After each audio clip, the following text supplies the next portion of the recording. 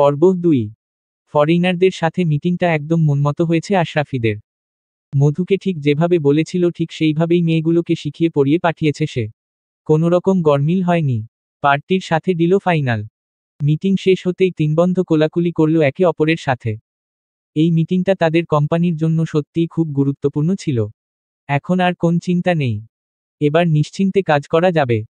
বকেয়া টাকার জন্য মিটিং রুমের বাইরে বসেছিল আরমান। সোহাগকে দিয়ে টাকাটা পাঠিয়ে দিল আশরাফি। টাকা পেয়ে খুশিতে চোখমুখ চকচক করে উঠল আরমানের। আর এক মুহূর্তও দেরি করল না সে।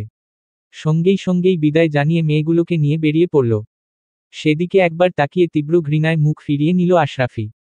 অথচ বাস্তবিক যাকে ঘৃণা করার কথা তাকে একফোঁটা ঘৃণা করতে পারল না সে।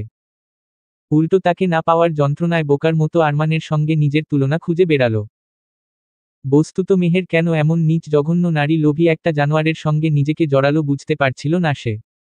দীর্ঘশ্বাস ছেড়ে নিজের চেয়ারে দুম ধরে বসে রইল আশরাফি। সোহাগ এবং নাইম দুজনেই বেশ অবাক হল। এত বড় একটা খুশির খবরের তিনবন্ধু মিলে সেলিব্রেট করবে ভেবেছিল তারা।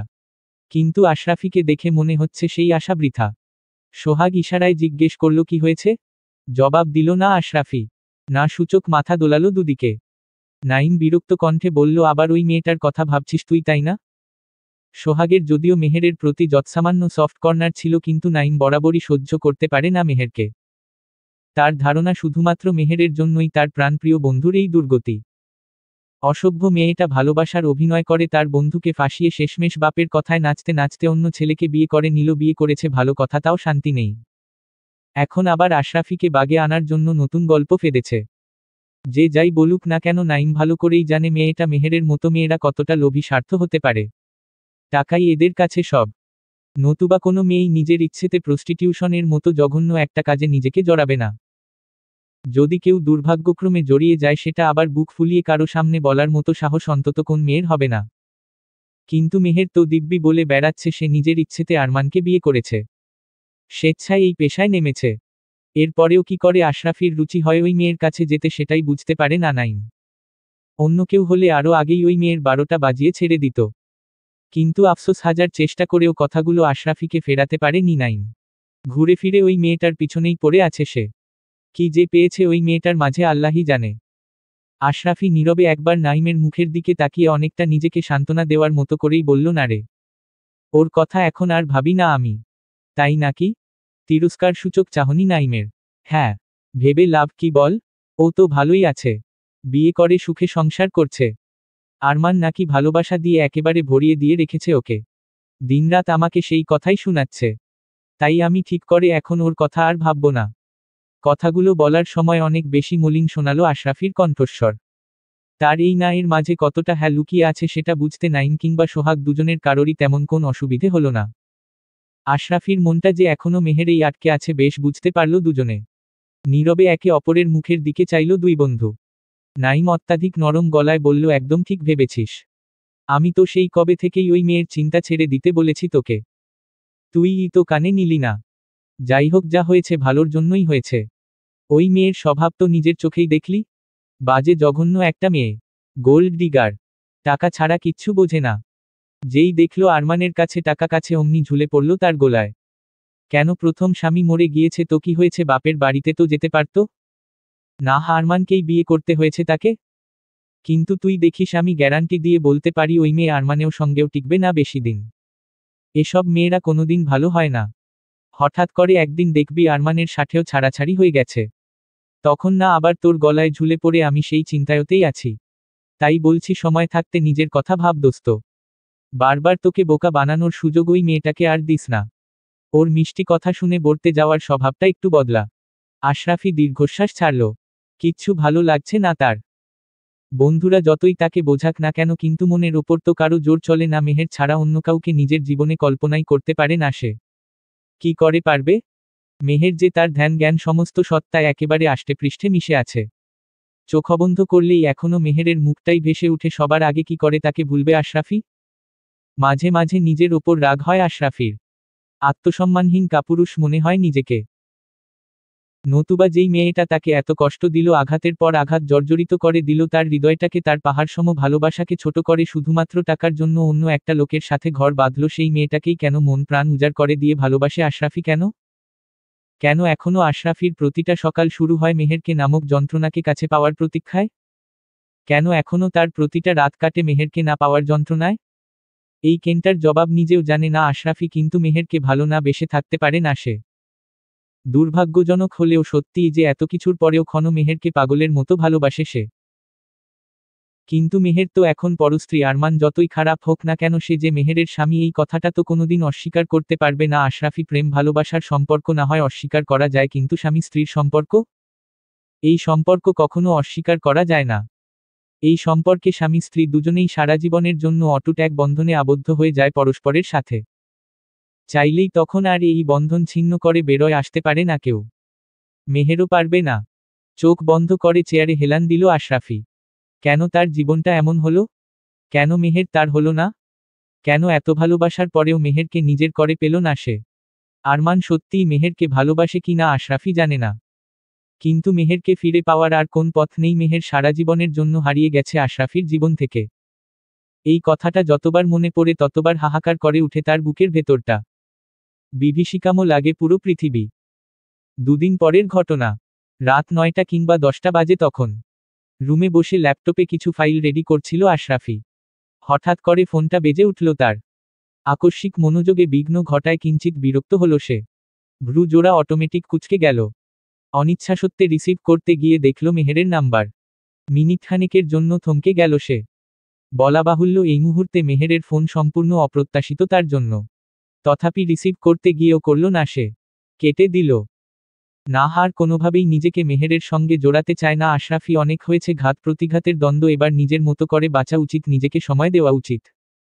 মেহেরকে বুঝিয়ে দেওয়া উচিত তার প্রতীক্ষায় থেমে নেই আশরাফি জীবন।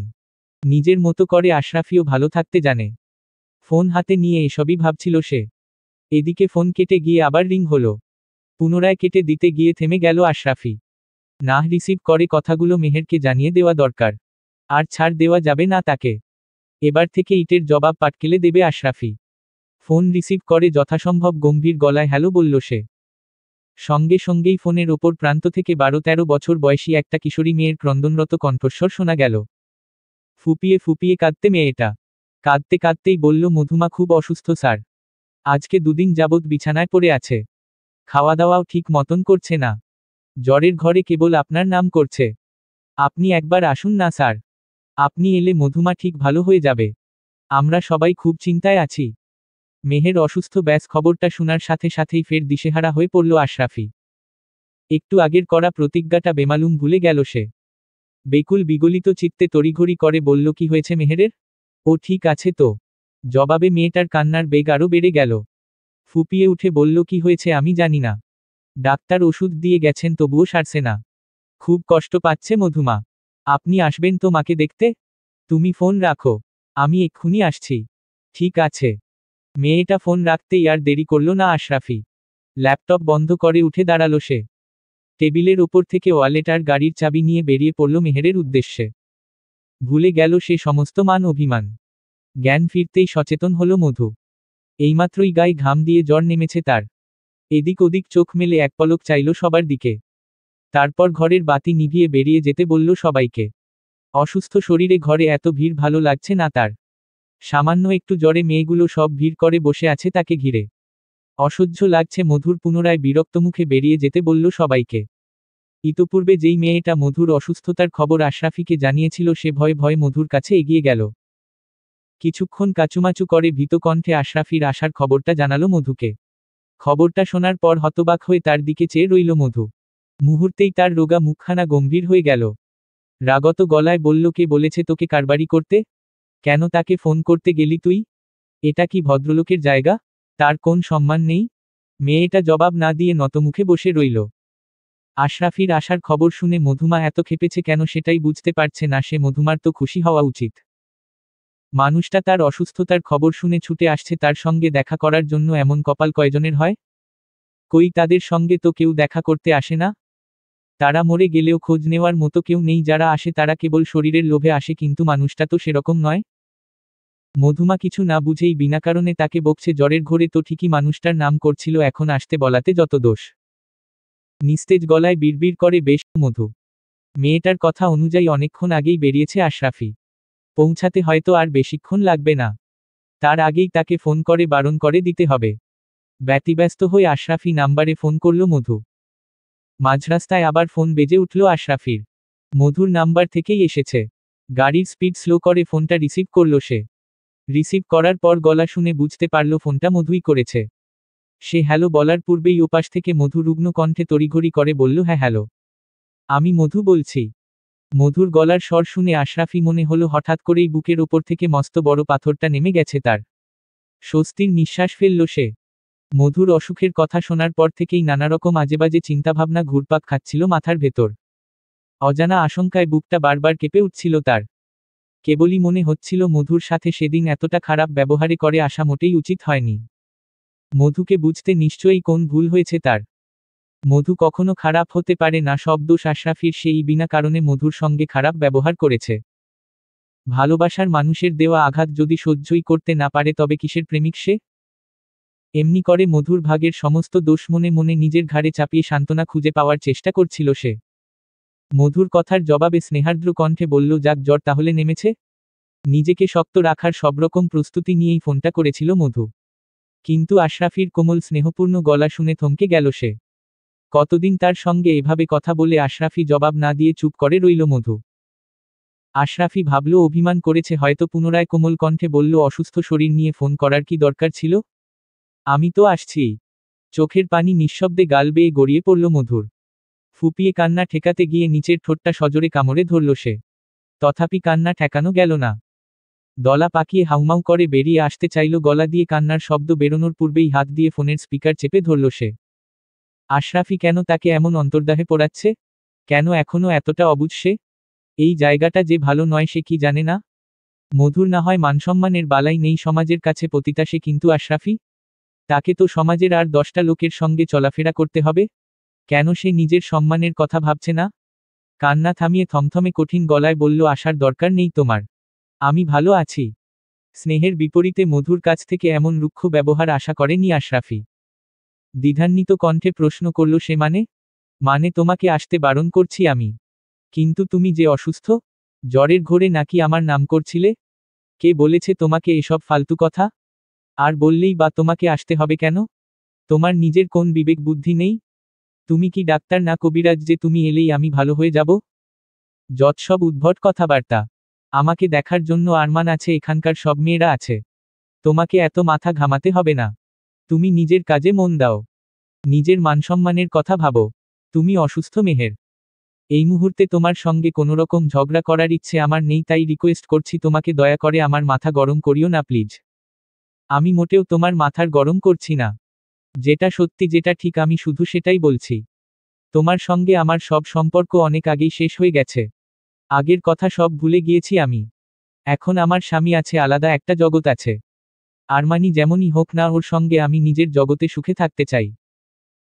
দয়া করে তুমি আমাদের মাঝখানে ঢুকো না প্লিজ, আর পারলে আমার আশা ছেড়ে দিয়ে ভদ্রলোকের মতো নিজের ভদ্রজগতে ভালো থাকার চেষ্টা করো, আমার লাইফটাকে হেল করার চেষ্টা করো না। অপমানে রক্তবর্ণ ধারণ করল আশরাফির মুখ। এমনিতেই মধুকে না পাওয়ার যন্ত্রণা তার ভেতরটাকে জ্বালিয়ে পুড়িয়ে কয়লা বানিয়ে দিচ্ছিল, তার উপর মধুর অবজ্ঞা মিশ্রিত কথাবার্তা আত্মবিস্মৃত হলো সে। ভালোবাসার নিষ্ঠুর পরিহাস সর্বাঙ্গে জ্বালা ধরিয়ে দিল তার। ক্রোধে উন্মত্ত হয়ে ক্ষিপ্ত কণ্ঠে বলল, স্বার্থপর, বিশ্বাসঘাতক, নির্লজ্জ, নিজেকে কি ভাবো তুমি? বিশ্বসুন্দরী? পৃথিবীর সব পুরুষ তোমার প্রেমে হাবুডুবু খাচ্ছে? তোমাকে পাওয়ার জন্য মুখিয়ে আছে সবাই? সিরিয়াসলি? এখনো এসব মনে হয় তোমার? ভুল। আমি বলছি শোনো, তোমার মতো মেয়ের বাজার দর কেবল ওই এক রাতের জন্যই, এর বেশি কেউ ফিরেও তাকাবে না। তাই তোমার এসব সস্তা ভিত্তিহীন উপদেশ নিজের কাছেই রাখো তুমি। আমাকে সাথে জাহির করতে এসো না। আমার এখনো এতটা খারাপ দিন আসেনি যে তোমার মতো মেয়ের কাছ থেকে উপদেশ ধার করে চলতে হবে আমাকে। রুগ্ন বীরবন ঠোঁটে মলিন হাসল মধু। পৃথিবীর সকল পুরুষের কথা সে জানে না, জানতে চায়ও না। কিন্তু এই একটা মানুষ যে এখনো তাকে পাগলের মতো ভালোবাসে, এই কথাটা খুব ভালো করেই জানে সে। এখনো মানুষটার সমস্ত পৃথিবীর জুড়ে কেবল মধুর বসবাস, সেই জন্যেই তো মধুর এত দুঃখ হয়। মানুষটার বুক ভর্তি ভালোবাসা, হাত বাড়িয়ে নেওয়ার অধিকার তার নেই। ভাগ্যের কাছে কি নির্মমভাবে নিরুপায় ভালোবাসা। এদিকে আশরাফি তখনও ক্রমাগত চিৎকার করে যাচ্ছিল।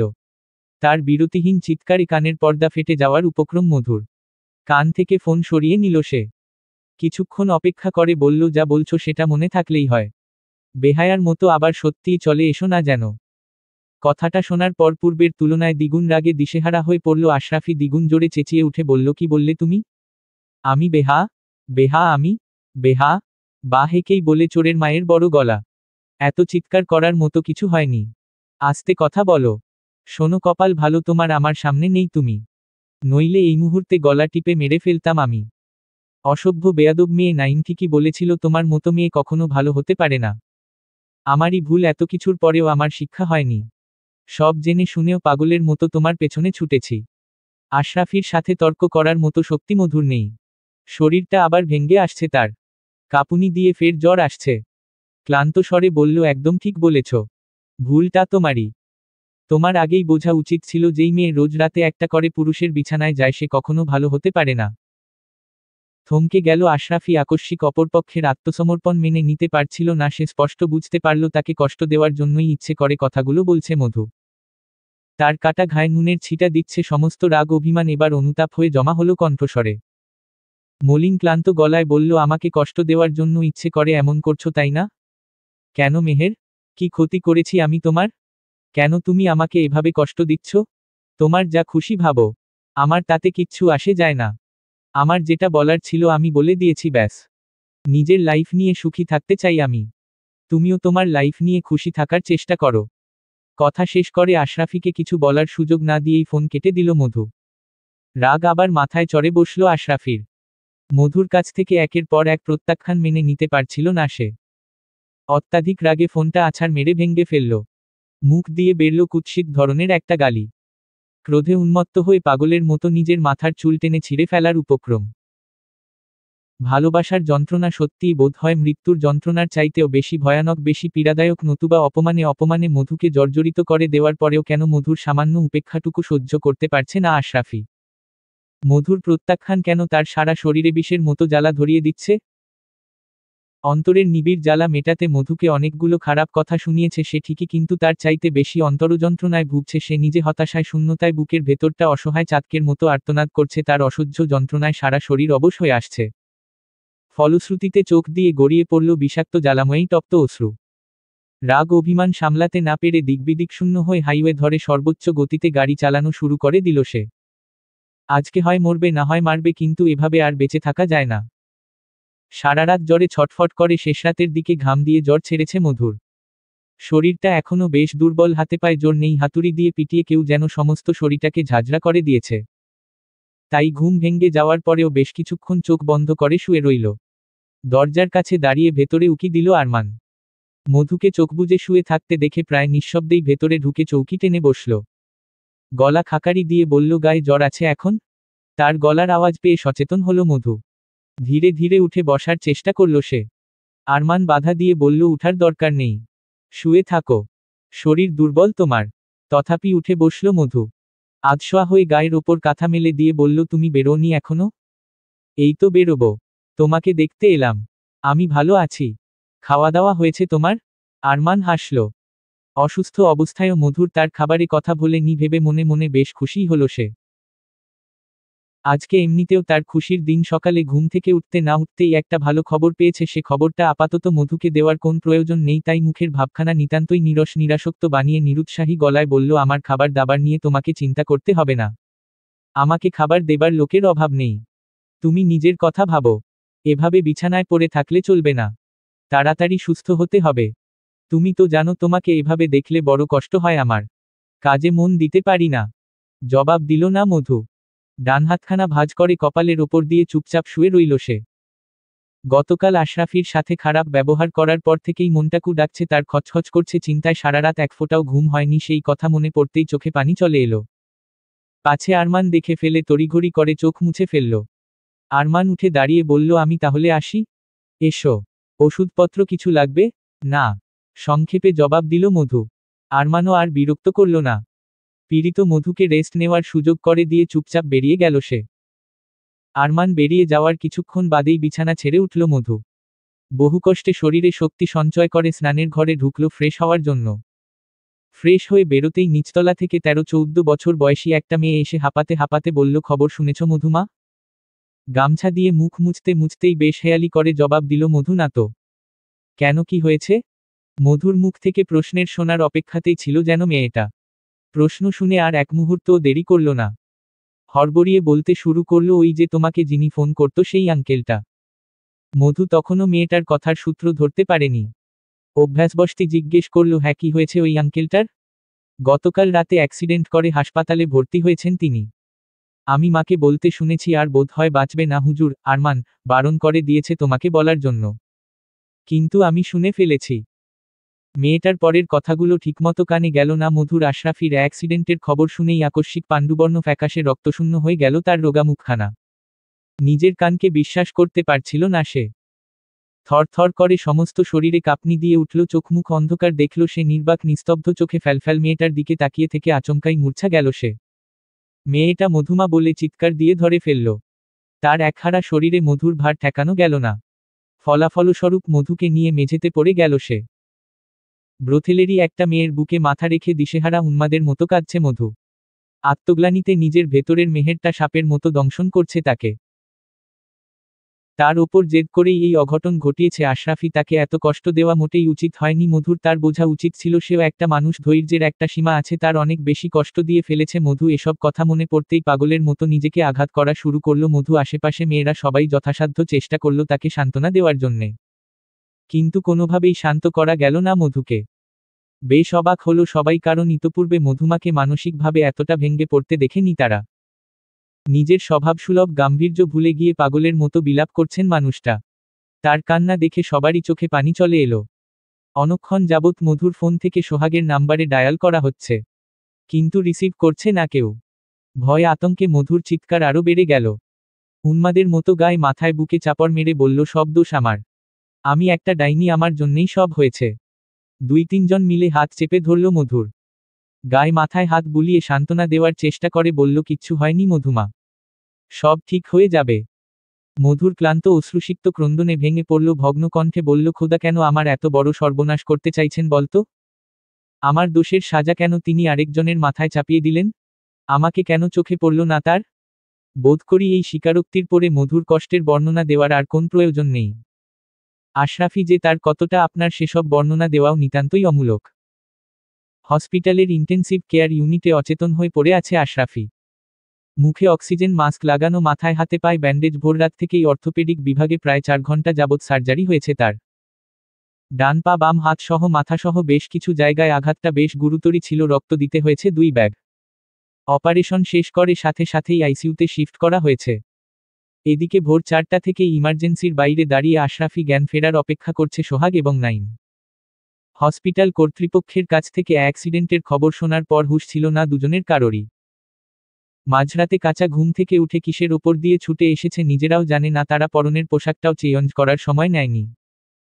আধ ঘন্টার ভেতরে হসপিটালে এসে হাজির হয়েছে, সেই থেকে এই অবধি এখনো হসপিটালেই আছে। সকাল 8টার দিকে নার্স এসে জানালো 24 ঘন্টার ডেডলাইন দিয়েছে ডাক্তারের, ভেতরে জ্ঞান না ফিরলে রিস্ক আছে।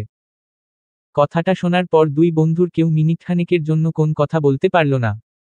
ফ্যালফ্যাল করে একে অপরের দিকে চেয়ে রইল শুধু। রাগে দুঃখে নাইম দাঁতে দাঁত চেপে বলল, সব দোষ ওই মেয়েটার। ওই মেয়েটার জন্যই রাফির এই অবস্থা, ওকে সামনে পেলে খুন করব আমি। কথা শেষ করে নিজের হাতের মুঠোয় সজোরে ঘুষি মারল সে। সোহাগ জবাব দিল না, মলিন মুখে চুপচাপ বসে রইল। এই মুহূর্তে তার যাবতীয় চিন্তা কেবল তার অসুস্থ বন্ধুটিকে নিয়ে। মধু কি করেছে না করেছে সেসব পরে দেখা যাবে, কিন্তু আশরাফির যদি সত্যিই কোন ক্ষতি হয়ে যায় আর ভাবতে পারল না সে। বন্ধুপ্রীতিতে চোখজোড়া ছলছল হয়ে উঠল তার। স্বভাবের দিক থেকে তার এই বন্ধুটা কিছুটা রাগী হলেও ভেতরটা কিন্তু খুবই নরম, স্বচ্ছ জলের মতো পরিষ্কার। তার মন কখনো কারো খারাপ চায়নি, বারবার নিজে ঠকেছে, কিন্তু একবারের জন্যেও নিজের ভালোবাসার মানুষটাকে ঠকানোর কথা ভাবেনি। অথচ সৃষ্টিকর্তা তার কপালেই কিনা রাজ্যের সমস্ত দুঃখ দিয়ে ভরিয়ে দিলেন। টলমল করতে থাকা চোখের পানি নিয়ে আইসিইউর ভেতরের অচেতন মানুষটার দিকে চাইল সে। এদিকে নাইম বিবর্ণ মুখে চুপচাপ দাঁড়িয়ে আছে। স্বভাবের দিকে থেকে যদিও খানিকটা শক্ত ধাঁচের যে, কিন্তু আজকে উত্তেজনা চেপে রাখতে পারল না। উপরন্তু সোহাগের কান্নারত মুখ দেখে আরও ভড়কে গেল। আতঙ্কিত কণ্ঠে ধমক দিয়ে বলল, কাঁদবি না খবরদার। কথায় কথায় মেয়েমানুষের মতো কান্না কিসের? ও কি মরে গেছে নাকি? মোছো চোখের পানি, কিচ্ছু হবে না রাফির। প্রতিবাদ করল না সোহগা। নীরবে চোখের পানি মুছে নিল সে। পকেট থেকে ফোন বের করল সময় দেখার জন্য। সুইচ অন করতেই দেখল স্ক্রিনে 54টা মিসড কল ভেসে উঠেছে। তাও আবার একটা আননোন নাম্বার থেকে, যার পর নাই অবাক হলো সোহাগ, এত সকালে একটা অপরিচিত নাম্বার থেকে কে ফোন করবে তাকে? সময় নষ্ট না করে নিজেই কল ব্যাক করল সে। সোহাগ হ্যালো বলতেই বাঁধভাঙ্গা কান্নায় ভেঙে পড়ল মধু। হাজার চেষ্টা করেও সবেগে বেরিয়ে আসা কান্না চেপে রাখতে পারল না সে। এদিকে তার ক্রন্দনরত মেয়েলি কণ্ঠস্বরটা ঠিক চিনে উঠতে পারেনি সোহাগ। সে পূর্বের হ্যালো হ্যালো করে গেল। মধু কান্না থামানোর বৃথা চেষ্টা করে বলল, আপনার বন্ধু এখন কেমন আছে ভাইয়া? এতক্ষণে মধুকে চিনতে পারল সোহাগ। নিমিষেই মুখ কালো করে ফেলল সে। তার বিবর্ণ মুখের দিকে তাকিয়ে নাইম ইশারায় জিজ্ঞেস করল, কে? সোহাগ নিঃশব্দে মুখভঙ্গি করে বোঝালো মধু ফোন করেছে। তার নাম শুনতাই ফের ক্ষেপে গেল নাইম। সোহাগের কাছ থেকে ছো মেরে নিয়ে বলল, তোমার সাহস তো কম নয়, এত কিছুর পরেও তুমি আবার ফোন করেছো? অসভ্য নির্লজ্জ বেহা মেয়ে, তোমার নামে থানায় মামলা করব আমি। অপ্রত্যাশিত আক্রমণে বাকরুদ্ধ হয়ে গেল মধু। গোদের ওপর বিস্ফোরা স্বরূপ তার ব্যথায় পুনরায় আঘাত করল নাইম। তথাপি গায়ে মাখল না সে। কান্নারত করুণ গলায় বলল, আমি সব দোষ স্বীকার করছি ভাইয়া। আমার জন্যই আপনার বন্ধুর এই অবস্থা। আপনাদের যত ইচ্ছে আমাকে শাস্তি দিবেন, কিন্তু আগে আমাকে হসপিটালের ঠিকানাটা দিন। আপনার বন্ধু সুস্থ হলে এসব নিয়ে কথা বলার অনেক সুযোগ পাবেন, কিন্তু এখন নয়, এখন আগে আপনার বন্ধুর সুস্থ হওয়াটা জরুরি। সেই বিষয়ে তোমাকে ভাবতে হবে না, তুমি নিজের চরকায় তেল দাও। মধুর অসহায় নিঃসম্বল ভিখিরির মতো করুণ আকুতি জানিয়ে বলল, আমি আপনার পায়ে পড়ছি ভাইয়া। যত যাই করো না কেন, হসপিটালের ঠিকানা আমি তোমাকে দেব না। তোমার এসব নাটকে আশরাফিকে বোকা বানাতে পারলেও আমাকে পারবে না, কারণ অনেক আগেই তোমার সত্যিকারের রূপটা চিনে গেছি আমি। সুতরাং আমার সঙ্গে সব নাটক করে লাভ নেই। মধুর আকুতি মিনতি করুণ আহাজারি কোন কিছুতেই কোন কাজ হলো না। উল্টে নাইমের একের ওপর এক অপমানে জর্জরিত তার ভেতরটাকে। বারবার করে অনুনয় বিনয় করার পরেও কিছুতেই মধুকে হাসপাতালের ঠিকানা দিতে রাজি হলো না নাইম। বাধ্য হয়ে অন্য পন্থা অবলম্বন করল মধু। চোখ মুছে গম্ভীর গলায় বলল, ভালোয় ভালোয় বলছি, হসপিটালের ঠিকানাটা দেবেন কি না? না দেব না। কি করবে তুমি? ঠিকানা তো আমি জোগাড় করেই ছাড়বো যেভাবেই হোক, কিন্তু আমার শুধু একটা কথা জানতে ইচ্ছে করছে, আপনাদের বন্ধু অ্যাক্সিডেন্ট করে হাসপাতালাতে ভর্তি হওয়ার পরেও আপনারা আমাকে তার কাছে যেতে দেননি। এটা জানার পর আপনাদের সাথে তার সম্পর্কটা ভালো থাকবে তো? ভেবে বলছেন? মানে? প্রথমে জবাব দিল না মধু। তার ধারণা প্রশ্নটা ঠিকই বুঝতে পেরেছে নাইম। না বোঝার ভান করছে। কিছুক্ষণ সময় নিয়ে পুনরায় গম্ভীর থমথমে গলায় বলল, মানে কিছুই না। আমার যেটুকু বলার ছিল আমি বলে দিয়েছি, বাকি আপনাদের মর্জি। নাইম মধুর কথার পুনরাবৃত্তি করে বলল, কি বলতে চাইছো তুমি? তোমার জন্য রাফি আমাদের সাথে সম্পর্ক নষ্ট করবে? সেটা আপনিই ভালো জানেন। আপনাদের বন্ধুত্বের সম্পর্কের মাঝখানে আমি ঢুকতে চাইছি না, কিন্তু আমার ধারণা আপনি খুব ভালো করেই চেনেন আপনার বন্ধুকে। সেই হিসেবে আপনার বন্ধু আমার জন্য কি করতে পারে, কতদূর যেতে পারে, সেটাও আপনার অজানা থাকার কথা নয়। তবু কথাগুলো আরেকবার স্মরণ করিয়ে দিলাম আপনাকে। মধুর কথাগুলো একবর্ণও মিথ্যে নয়, বাস্তবিকই আশরাফিকে ভালো করে চেনে তার বন্ধুরা। এবং এও জানে এত কিছুর পরে এই মেয়ে যা বলবে তাই মুখ বুঝে মেনে নেবে। আশরাফি সত্যি মিথ্যা কোনো কিছু যাচাইয়ের প্রয়োজন মনে করবে না। হুমকিতে কাজে হলো। নরম হয়ে এলো নাইমের গলা। এই মেয়ের বিশ্বাস নেই আশরাফির কানে সত্যি মিথ্যা কি প্যাচ লাগাবে কে জানে। শেষে বন্ধুর ভালো করতে গিয়ে উল্টে সম্পর্ক নষ্ট হয়ে যাওয়ার ভয় হতাশ কণ্ঠে বলল, ঠিক আছে, হসপিটালের ঠিকানা মেসেজ করছি তোমাকে। তবে এখানে এসে কোনোরকম ঝামেলা করলে কিন্তু খবর আছে। এত সহজে নাইম রাজি হয়ে যাবে মধু ভাবতে পারেনি। কান্নার মাঝেও মুখে হাসি ফুটে উঠল তার। নাইমের কথার জবাবে বাধা দিয়ে বলল, মেসেজ করার দরকার নেই, আপনি মুখে বললেই হবে, আমি লিখে নিতে পারবো। অগত্যা বাধ্য হয়েই মধুকে ঠিকানাটা দিতে হলো নাইমের। মনে মনে আশরাফির ওপর খুব বিরক্ত হলো সে। তার মূর্খামির জন্য মাথায় উঠেছে এই মেয়েটা। বৃদ্ধ দারোয়ান আনিসুলের হাতে পায়ে ধরে অনেক কষ্টে তাকে রাজি করিয়েছে মধু। কিন্তু সমস্যা হলো আনিসুল শর্ত দিয়েছে 2 ঘন্টার ভেতরে ফিরতে হবে। কারণ আরমান যদি কোনোভাবে জানতে পারে মধু তাকে না জানিয়ে আশরাফিকে দেখতে গেছে, ভয়ানক ক্ষেপে যাবে সে। তাছাড়া এখানকার কোন মেয়েরই আরমানের অনুমতি ছাড়া বাইরে যাওয়ার নিয়ম নেই। সেই ভয় আনিসুল প্রথমে যেতে দিতে রাজি হচ্ছিল না মধুকে। কিন্তু অনেকদিন যাবৎ মধুর সঙ্গে চেনাজানা আছে, তাই শেষমেশ এক প্রকার বাধ্য হয়েই রাজি হতে হলো তাকে। মধুও অনুনয় বিনয়ের আর কোন কসুর রাখেনি। আনিসুল রাজি হওয়ার ওপর আর এক মুহূর্তও দেরি করল না মধু। আপাদমস্তক কালো বোরখায় ঢেকে সঙ্গে সঙ্গেই হসপিটালের উদ্দেশ্যে বেরিয়ে পড়ল সে। যাওয়ার সময় আনিসুলকে বুদ্ধি দিয়ে গেল যদি কোনোভাবে তার ফেরার আগে আরমান চলে আসে তবে আনিসুল যেন অবশ্যই একটা ফোন করে খবর দেয় মধুকে। আনিসুলও মাথা নাড়িয়ে সায় জানালো। হসপিটালে যেতে যেতেই প্রায় 1 ঘন্টার মতো লেগে গেল মধুর। এমনিতেই জ্বরে কাহিল দুর্বল শরীর তার উপর লাগাতার ক্রন্দনে শরীরের সব শক্তি ক্ষয় হয়ে গেছে। চোখ কোটরে নেমে গেছে। হাসপাতালের সিঁড়ি বেয়ে উঠতে গিয়ে মনে হলো এক্ষুনি বুঝি দম বন্ধ হয়ে মরে যাবে সে। বহু কষ্টে একটা একটা করে মোট 4 তলার সিঁড়িগুলো সব পার করল। শরীরের কোন বাধাই মানল না। হাঁপাতে হাঁপাতে ইমার্জেন্সির দিকে এগোতেই দেখল সোহাগ এবং নাইম দুজনেই বাইরে বসে অপেক্ষা করছে। কাছে গিয়ে বোরখার নেকাব তুলে দিল মধু। সারা গা ঘামে ভিজে চুপচুপে হয়ে গেছে তার। বেশ কয়েকবার জোরে জোরে দম নিয়ে সোহাগকে উদ্দেশ্য করে রক্তশূন্য ফ্যাকাশে মুখে বলল এখনো জ্ঞান ফেরেনি। সোহাগ হতবাক চোখে চেয়ে রইল মধুর বিধ্বস্ত মুখখানার দিকে। এ কি অবস্থা হয়েছে মেয়েটার? ভগ্নপ্রায় স্বাস্থ্য, চোখের নিচে কালি শীর্ণ দেহ, সব মিলিয়ে অনেক বেশি রোগা আর ফ্যাকাশে দেখাচ্ছে মধুকে। প্রথম দিনের মধু আর এই মধুর মধ্যে আকাশ পাতাল তফাতে। একদম আলাদা। চেয়ার ছেড়ে উঠে মধুকে বসার জায়গা করে দিল সে। মধুর কথার জবাবে কোমল গলায় জিজ্ঞেস করল পানি খাবে? দুদিকে মাথা নাড়িয়ে না বোঝালো মধু। শ্বাসকষ্টের রোগীর মতো থেমে থেমে শ্বাস নিয়ে বলল ডাক্তার কি বলেছে? জ্ঞান ফেরার আগ পর্যন্ত কিছু বলা যাচ্ছে না। 24 ঘন্টা অবজারভেশনে রাখতে হবে। আপনা আপনি গড়িয়ে পড়ল মধুর চোখের পানি। সেটা লুকানোর জন্যই মাথা নিচু করে ফেলল সে। চেয়ারের হাতল চেপে ধরে নিজেকে শান্ত করার চেষ্টা করল। কিন্তু এত কিছুর পরে কি আর অশ্রু বাঁধ মানে? সুযোগ পেয়ে হতভাগা অশ্রু যেন দুচোখের নদীতে ভরাডুবি লাগিয়ে দিল কান্নার দমকে। ক্ষণে ক্ষণে কেঁপে উঠল মধুর রোগা ছিপছিপে ক্লান্ত দেহখানা। অদূরে দাঁড়িয়ে সমস্ত ঘটনাই পর্যবেক্ষণ করছিল নাইম। যদিও মধু এলেই তাকে কিছু কঠিন কথা শুনিয়ে দেওয়ার সিদ্ধান্ত নিয়ে মনে মনে প্রস্তুতি নিয়ে রেখেছিল, কিন্তু অসহায় বিধ্বস্ত মধুর কান্নারত করুণ মুখখানা দেখে তার ভেতরে মনুষ্যত্ববোধ কিছুতেই নিজেকে সায় দিল না মধুর সঙ্গে খারাপ ব্যবহার করার জন্য। সোহাগের মতো চুপচাপ দাঁড়িয়ে রইল সে। চোখ মুছে ক্ষীণ পায়ে ইমার্জেন্সির বাইরে ছোট কাচের জানালার দিকে এগিয়ে গেল মধু।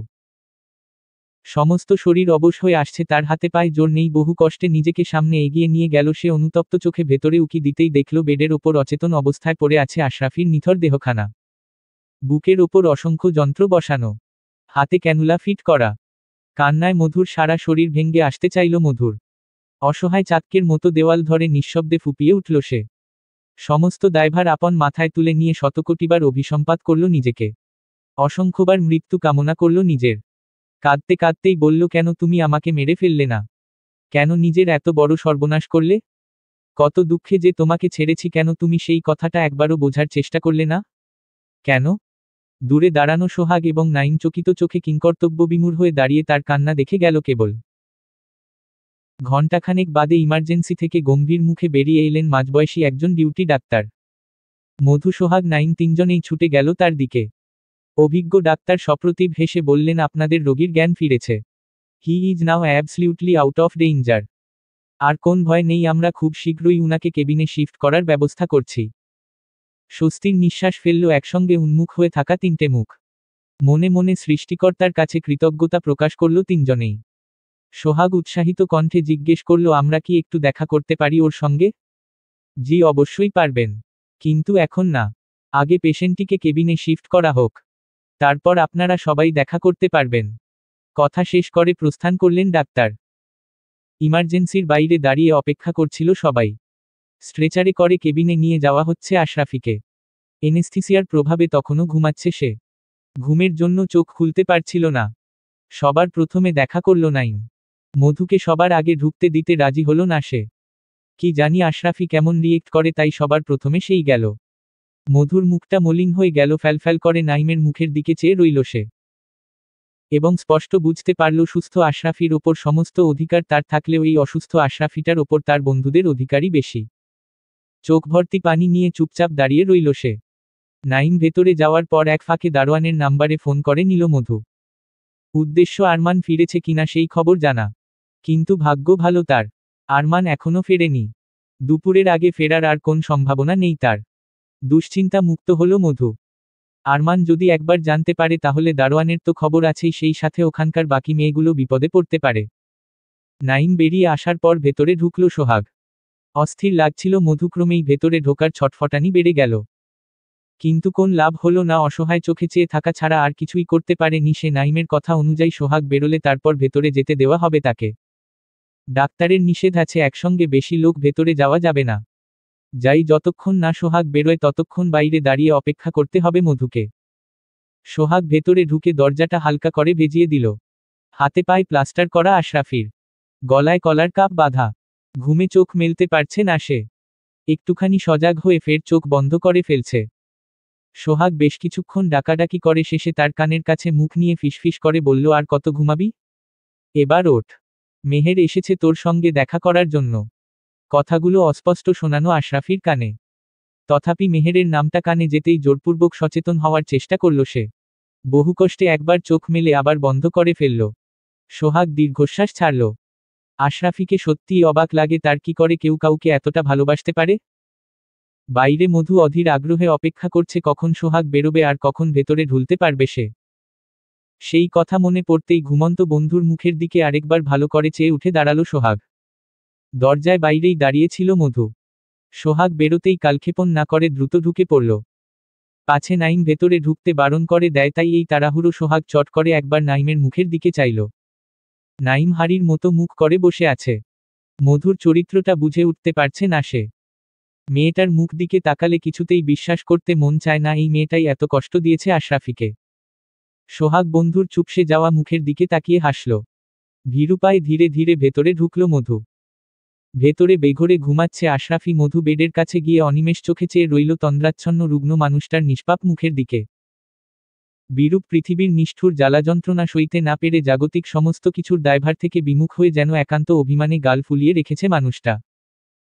না, এসব মধুর কল্পনাপ্রসূত চিন্তাভাবনা। নিশ্চিন্তে ঘুমাচ্ছে আশরাফি, তেমনি শান্ত স্নিগ্ধ স্থির কোমল মুখ।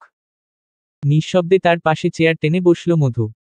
নিজের ক্লান্ত মাথাটা আলতো করে আশরাফির বুকে এলিয়ে দিয়ে অসহায়ের মতো ফুপিয়ে উঠল সে।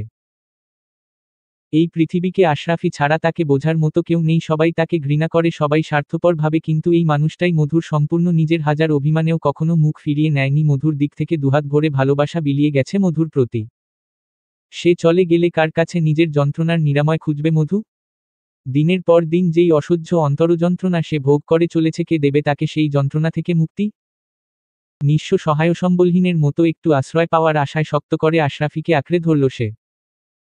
আশরাফির পরনের হসপিটালের দেওয়া ঢোলাটি শার্টটা দুহাতে খামচে ধরে অশ্রুসিক্ত অভিমানী কণ্ঠে বলল, কেন তুমি আমার এত বড় সর্বনাশ করতে গিয়েছিলে? কেন তুমি নিজের ক্ষতি করার আগে একবারও আমার কথাটা ভাবলে না? তোমার কিছু হলে আমার কি হতো? বলতে বলতেই কান্নায় ভেঙে পড়ল সে। বেশ কিছুক্ষণ এভাবেই পড়ে থেকে অশ্রু বিসর্জন করল। আশরাফি তখনও গভীর ঘুমে আচ্ছন্ন। সে বলতেই পারবে না এতকালোজাপ্ত যেই ছলানাময়ী কঠিনহৃদয়া নারীকে সে মনে প্রাণ দিয়ে ভালোবেসে এসেছে, সেই দুঃখিনী সমাজ পরিত্যক্ত সর্বশান্ত রমণী আজও তারই আছে। আজও তার জন্যই সমস্ত ভয় ভীতিকে উপেক্ষা করে, সবার সমস্ত অপমান মুখ বুঝে সহ্য করে, দিশেহারা উন্মাদের মতো বুক ভর্তি ভালোবাসা নিয়ে হসপিটালে ছুটে এসেছে শুধুমাত্র তার জন্যই। সমস্ত রজনী নির্ঘুম কাটিয়ে কেঁদে কেঁদে বুক ভাসিয়েছে। আফসোস, আকাঙ্ক্ষিত এই সত্যটা জানার সৌভাগ্য হলো না আশরাফির। এত সুখ তার কপালে নেই বলেই বোধ হয় জানার সুযোগ হলো না তার। নতুবা মধুর বাঁধভাঙ্গা ক্রন্দনের পরেও কি করে সে বেঘোরে ঘুমিয়ে থাকতে পারে? আর বেশিক্ষণ থাকা যাবে না, ঘড়িতে অলরেডি 1:30 বেজে গেছে। চোখ মুছে উঠে দাঁড়ালো মধু। শেষবারের ওপর প্রাণভরে একবার দেখে নিয়ে ব্যান্ডেজের ওপর দিয়েই আশরাফির মাথায় হাত বুলিয়ে দিল সে। কপালে আলতো করে চুমু খেয়ে ফের চোখের পানি বিসর্জন করল নীরবে। তারপর দীর্ঘশ্বাস ছেড়ে ধীরে ধীরে বেরিয়ে গেল সে। সপ্তাহখানেক বাদে হাসপাতাল থেকে রিলিজ করা হলো আশরাফিকে। হাতে পায়ের প্লাস্টার যদিও খোলা হয়নি, কিন্তু এখন হুইলচেয়ারে চলাফেরা করতে পারে সে। ডাক্তারের নিষেধ, ফ্র্যাকচার সম্পূর্ণ সেরে না ওঠার আগ পর্যন্ত প্লাস্টার খোলা যাবে না। সময় মতো হসপিটালে গিয়ে খুলিয়ে আসতে হবে। এর মাঝে অবশ্য বেশ কয়েকবার চেকআপ সহ প্রয়োজনীয় ওষুধপত্র সব প্রেসক্রিপশনে লিখে দেওয়া হয়েছে। জ্ঞান ফেরার পর হসপিটালে যতদিন ছিল প্রায়ই প্রতিদিনই অধীর আগ্রহে মধুর অপেক্ষা করে বসে থাকত আশরাফি। কিন্তু একদিনও গেল না মধু। মাঝখানে একদিন সোহাগের কাছ থেকে ফোন করে খবর নিল কেবল। তারপর আর কোন যোগাযোগ হয়নি। সোহাগ অবশ্য ফোনটা আশরাফিকেই দিতে চেয়েছিল, কিন্তু অভিমানে কথা বলল না আশরাফি। মধুও জোরাজুরি করেনি। যাবতীয় কথাবার্তা সোহাগের সাথেই সেরে ফোন রেখে দিয়েছিল সে। রাগ করে আশরাফিও জানার চেষ্টা করল না। কিন্তু দুদিন যেতে না যেতেই সমস্ত রাগ উধাও, ফের অস্থির হয়ে পড়ল সে। রোজ একবার করে মেহেরের খবর জানতে চাইত সোহাগের কাছে। আর প্রতিদিনই সোহাগ হতাশমুখে না সূচক উত্তর দিত। অভিমানের পাহাড় জমতে জমতে পর্বত হয়ে গেল আশরাফির, কিন্তু মধুর খোঁজ জানা গেল না। বাসায় ফেরার দুদিনের মাথায় নীলা তার বেশ কয়েকজন বন্ধুবান্ধব নিয়ে দেখা করতে এলো আশরাফির সঙ্গে। অ্যাক্সিডেন্টের খবর শুনে হসপিটালেও গিয়েছিল সে, কিন্তু আশরাফির সাথে কথা বলার সুযোগ হয়নি। কড়া ঘুমের ইঞ্জেকশনের দেওয়ার ফলে সেদিন বেঘোরে ঘুমিয়েছিল আশরাফি। সোহাগ এবং নাইম দুজনে বাসায় ছিল। দরজা খুলে নীলাকে দেখে প্রথমে অবাক হলো সোহাগ। চিনতে পারল না। নীলার কাছ থেকে পরিচয় জানার পর হাসিমুখেই ভেতরে আসার আহ্বান জানালো তাদেরকে। সবার প্রথমে ভেতরে ঢুকল নীলা। ভেতরে ঢুকেই সালাম দিল সে। তারপর একে একে সবাই ভেতরে ঢুকল। আশরাফি তখন খাটের ওপর আধশোয়া হয়ে ল্যাপটপে কিছু একটা করছিল। ওদেরকে দেখে হাসিমুখে সালামের উত্তর দিয়ে বলল, আরে তোমরা কেমন আছো সবাই? একসঙ্গে সম্মতিসূচক জবাব দিল সবাই, ভালো আছি স্যার। কেবল নীলাই চুপ করে রইল। বিষণ্ণ মুখে আশরাফির দিকে চেয়ে রইল সে। আশরাফি চোখে চোখে পড়তেই চোখ সরিয়ে নিল। আশরাফি বসতে ইশারা করল সবাইকে। খাটের পাশে ছোট সোফায় বসতে বসতে একটা ছাত্র জিজ্ঞেস করল, অ্যাক্সিডেন্ট হলো কি করে স্যার? আশরাফি দীর্ঘশ্বাস ছেড়ে হাসল। ছেলেটার প্রশ্নের জবাবে বলল, অ্যাক্সিডেন্ট হয়ে গেছে। সেসব বাদ দাও। তোমাদের কি খবর?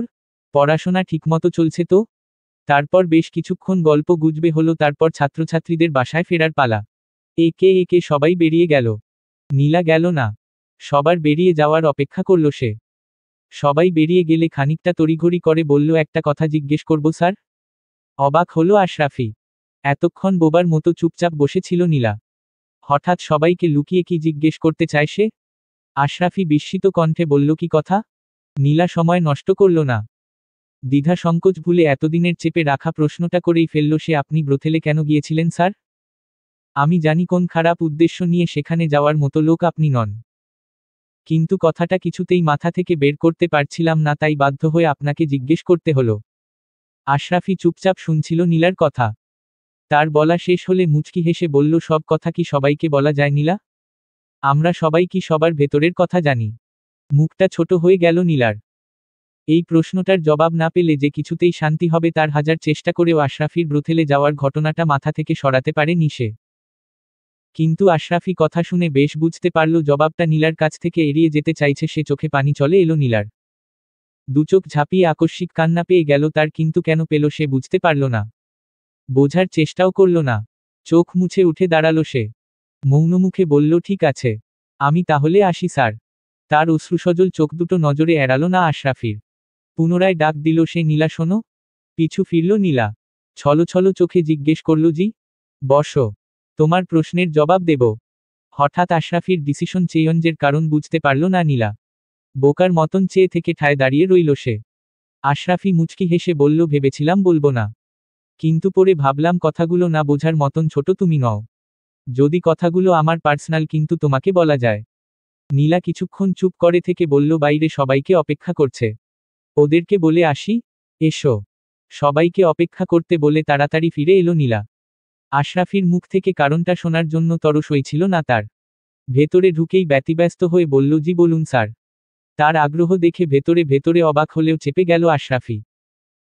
দীর্ঘশ্বাস ছেড়ে বলল, আমার ব্রথেলে যাওয়ার পেছনে একমাত্র কারণ হলো এক কাণ্ডজ্ঞানহীন মূর্খ মুরচিত্ত নিষ্ঠুর মেয়ের ভালোবাসা। কথার শেষ করে নীলার রিয়েকশন দেখার জন্য তার মুখের দিকে চাইল সে। নীলার চোখে একসাথে বিস্ময়, কৌতূহল এবং হতাশার সংমিশ্রণ। চোখ সরিয়ে নিল আশরাফি। পূর্বের কথার রেশ ধরে বলল, ওর নাম মেহের, ভার্সিটি লাইফের প্রেম আমাদের। তারপর অন্য জায়গায় বিয়ে হয়ে যায় মেহেরের। মেহের অবশ্য রাজি ছিল না, কিন্তু নিরুপায় হয়ে বিয়েটা করতে হয়েছিল ওকে। ভাগ্যের নির্মম পরিহাস, বিয়ের দিন রাতেই ওর প্রথম স্বামী মারা যায়। মৃগী রোগ ছিল। বিষয়টা তার শ্বশুরবাড়ির লোকজন গোপন করে গেছিল তার বাবা কাছে। তারপর আবার বিয়ে হয় মেহেরের। আমি যেই ব্রথেলে গিয়েছিলাম সেখানকার মালিক ওর দ্বিতীয় স্বামী। কথা শেষ করে পুনরায় দীর্ঘশ্বাস ছাড়ল আশরাফি। নীলা হতবাক, বিমূঢ়, বাকরুদ্ধ। সহজ কথাগুলোর ভেতরে লুকিয়ে অসংখ্য রহস্যের গন্ধ পেল সে। আরও কিছু শোনার অপেক্ষায় আশরাফির মুখের দিকে চেয়ে রইল। আশরাফি তার জিজ্ঞাসু দৃষ্টির বিপরীতে মুচকি হেসে বলল, শেষ এইটুকুই কাহিনী? মানসিক প্রশান্তি হলো না নীলার। আরও অনেক কিছু শুনতে ইচ্ছে করছে তার, কিন্তু জিজ্ঞেস করতে সংকোচ হলো। তথাপি একটা কথা জিজ্ঞেস না করে পারল না। সেটা হচ্ছে, আশরাফি এখনো নীলাকে ভালোবাসে কিনা। জবাবে আশরাফি নিঃসংকোচে বলল বাসি। কিন্তু এটা তো অন্যায়। তার অন্য জায়গায় বিয়ে হয়ে গেছে। আপনার সরে আসা উচিত।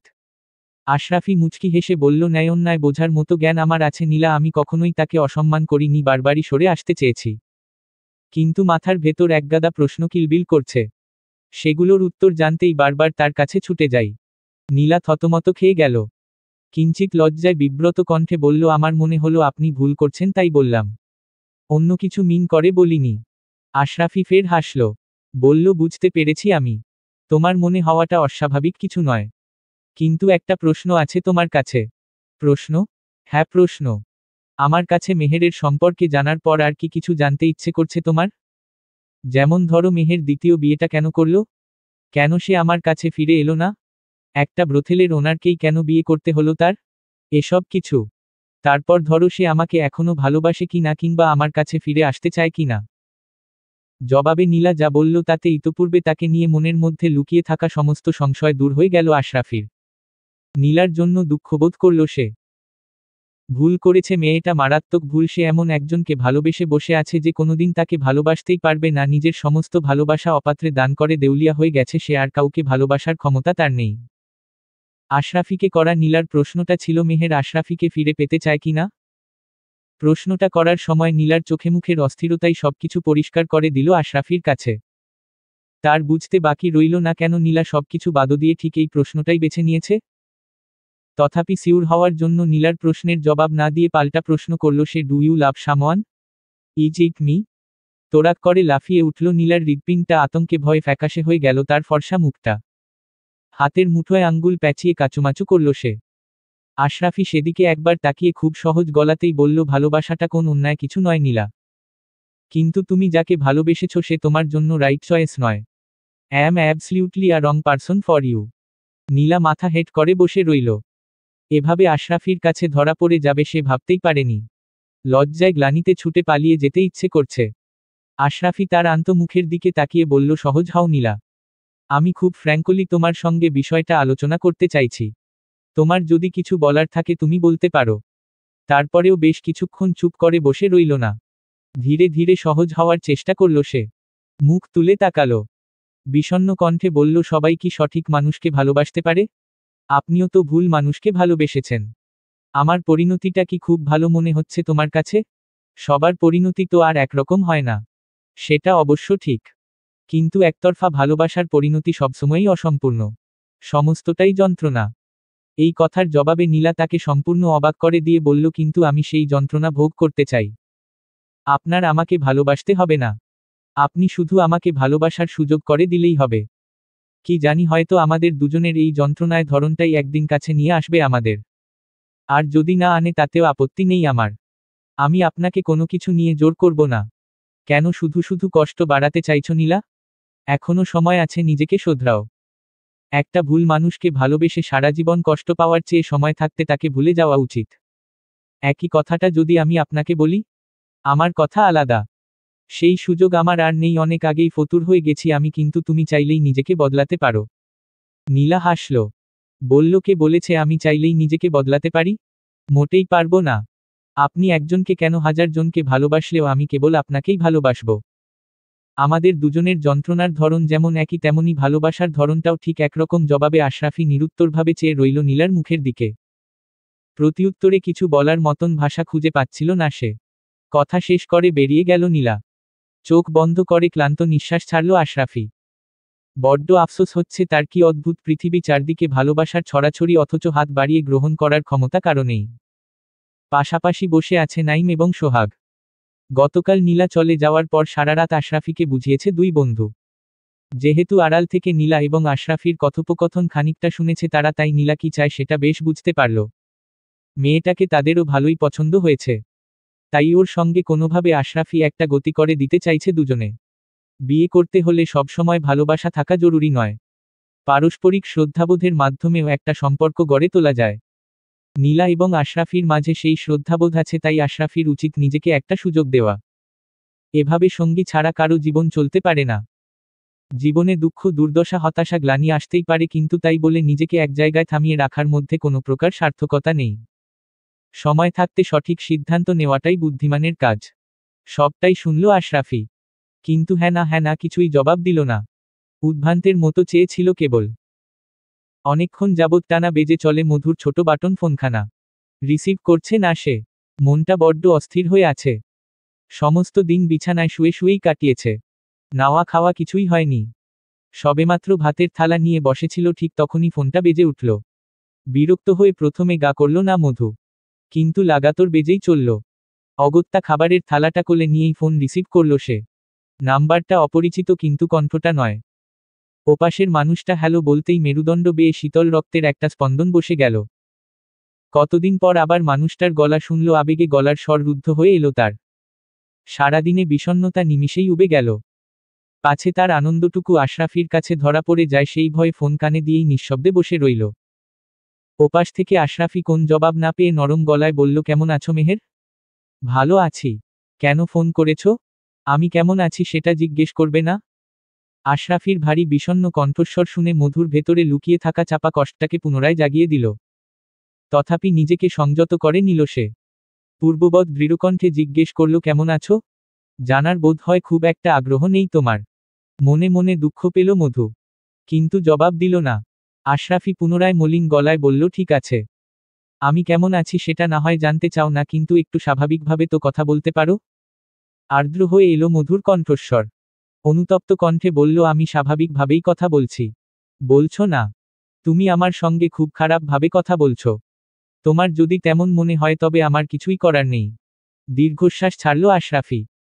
মধুর কথার জবাবে কোনোরকম প্রতিবাদ না করে বলল, তোমাকে একটা কথা জানানোর ফোন করেছি। কি?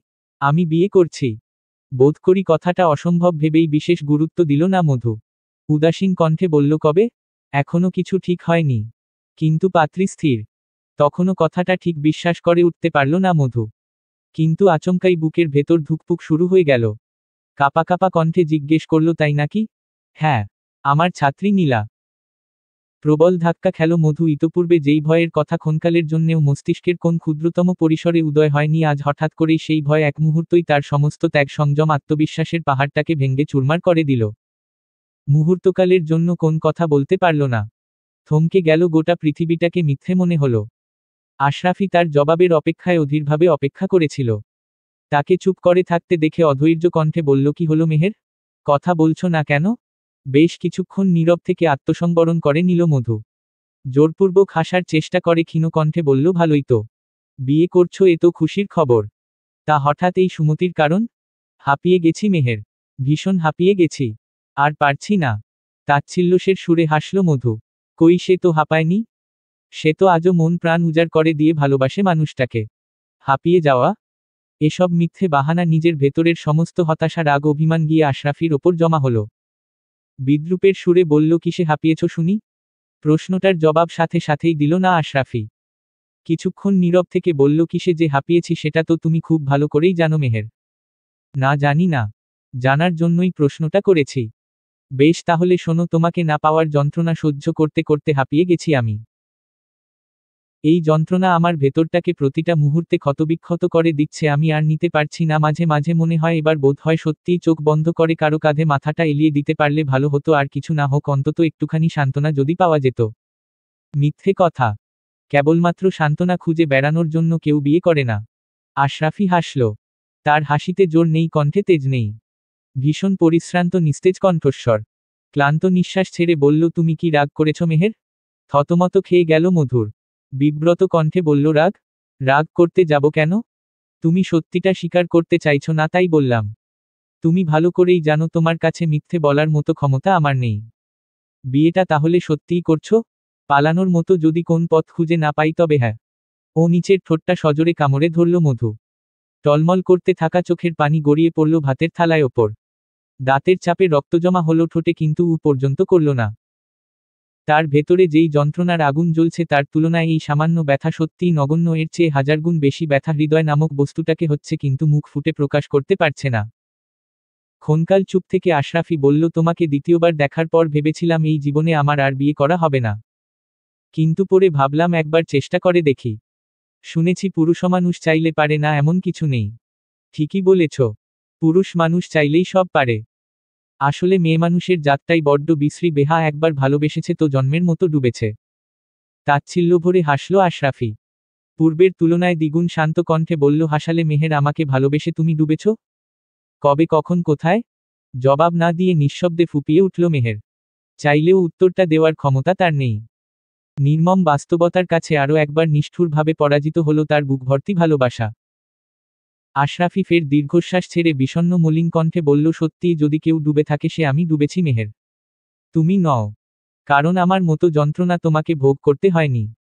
হ্যাঁ, এই কথা হয়তো ঠিক যে আমি বিয়ে না করলে তোমার হয়তো কিছুটা আত্মতৃপ্তি হতো। স্বামীকে গর্ব করে বলতে পারবে কেউ একজন সারা জীবন তোমার জন্য অপেক্ষা করেছিল। কিন্তু আমার তো কোন দিকেই শান্তি নেই। আমি তো বিয়ে করলেও তোমাকে পাবো না, না করলেও পাবো না। তবে তুমি কি করে ডুবলে মেহের? একুলউকুল দুকুলেই তো আমি হতভাগা ডুবলাম। তুমি বিয়ে করলেও আমার কোন ক্ষতি নেই, না করলেও আমার কোন আত্মতৃপ্তি নেই।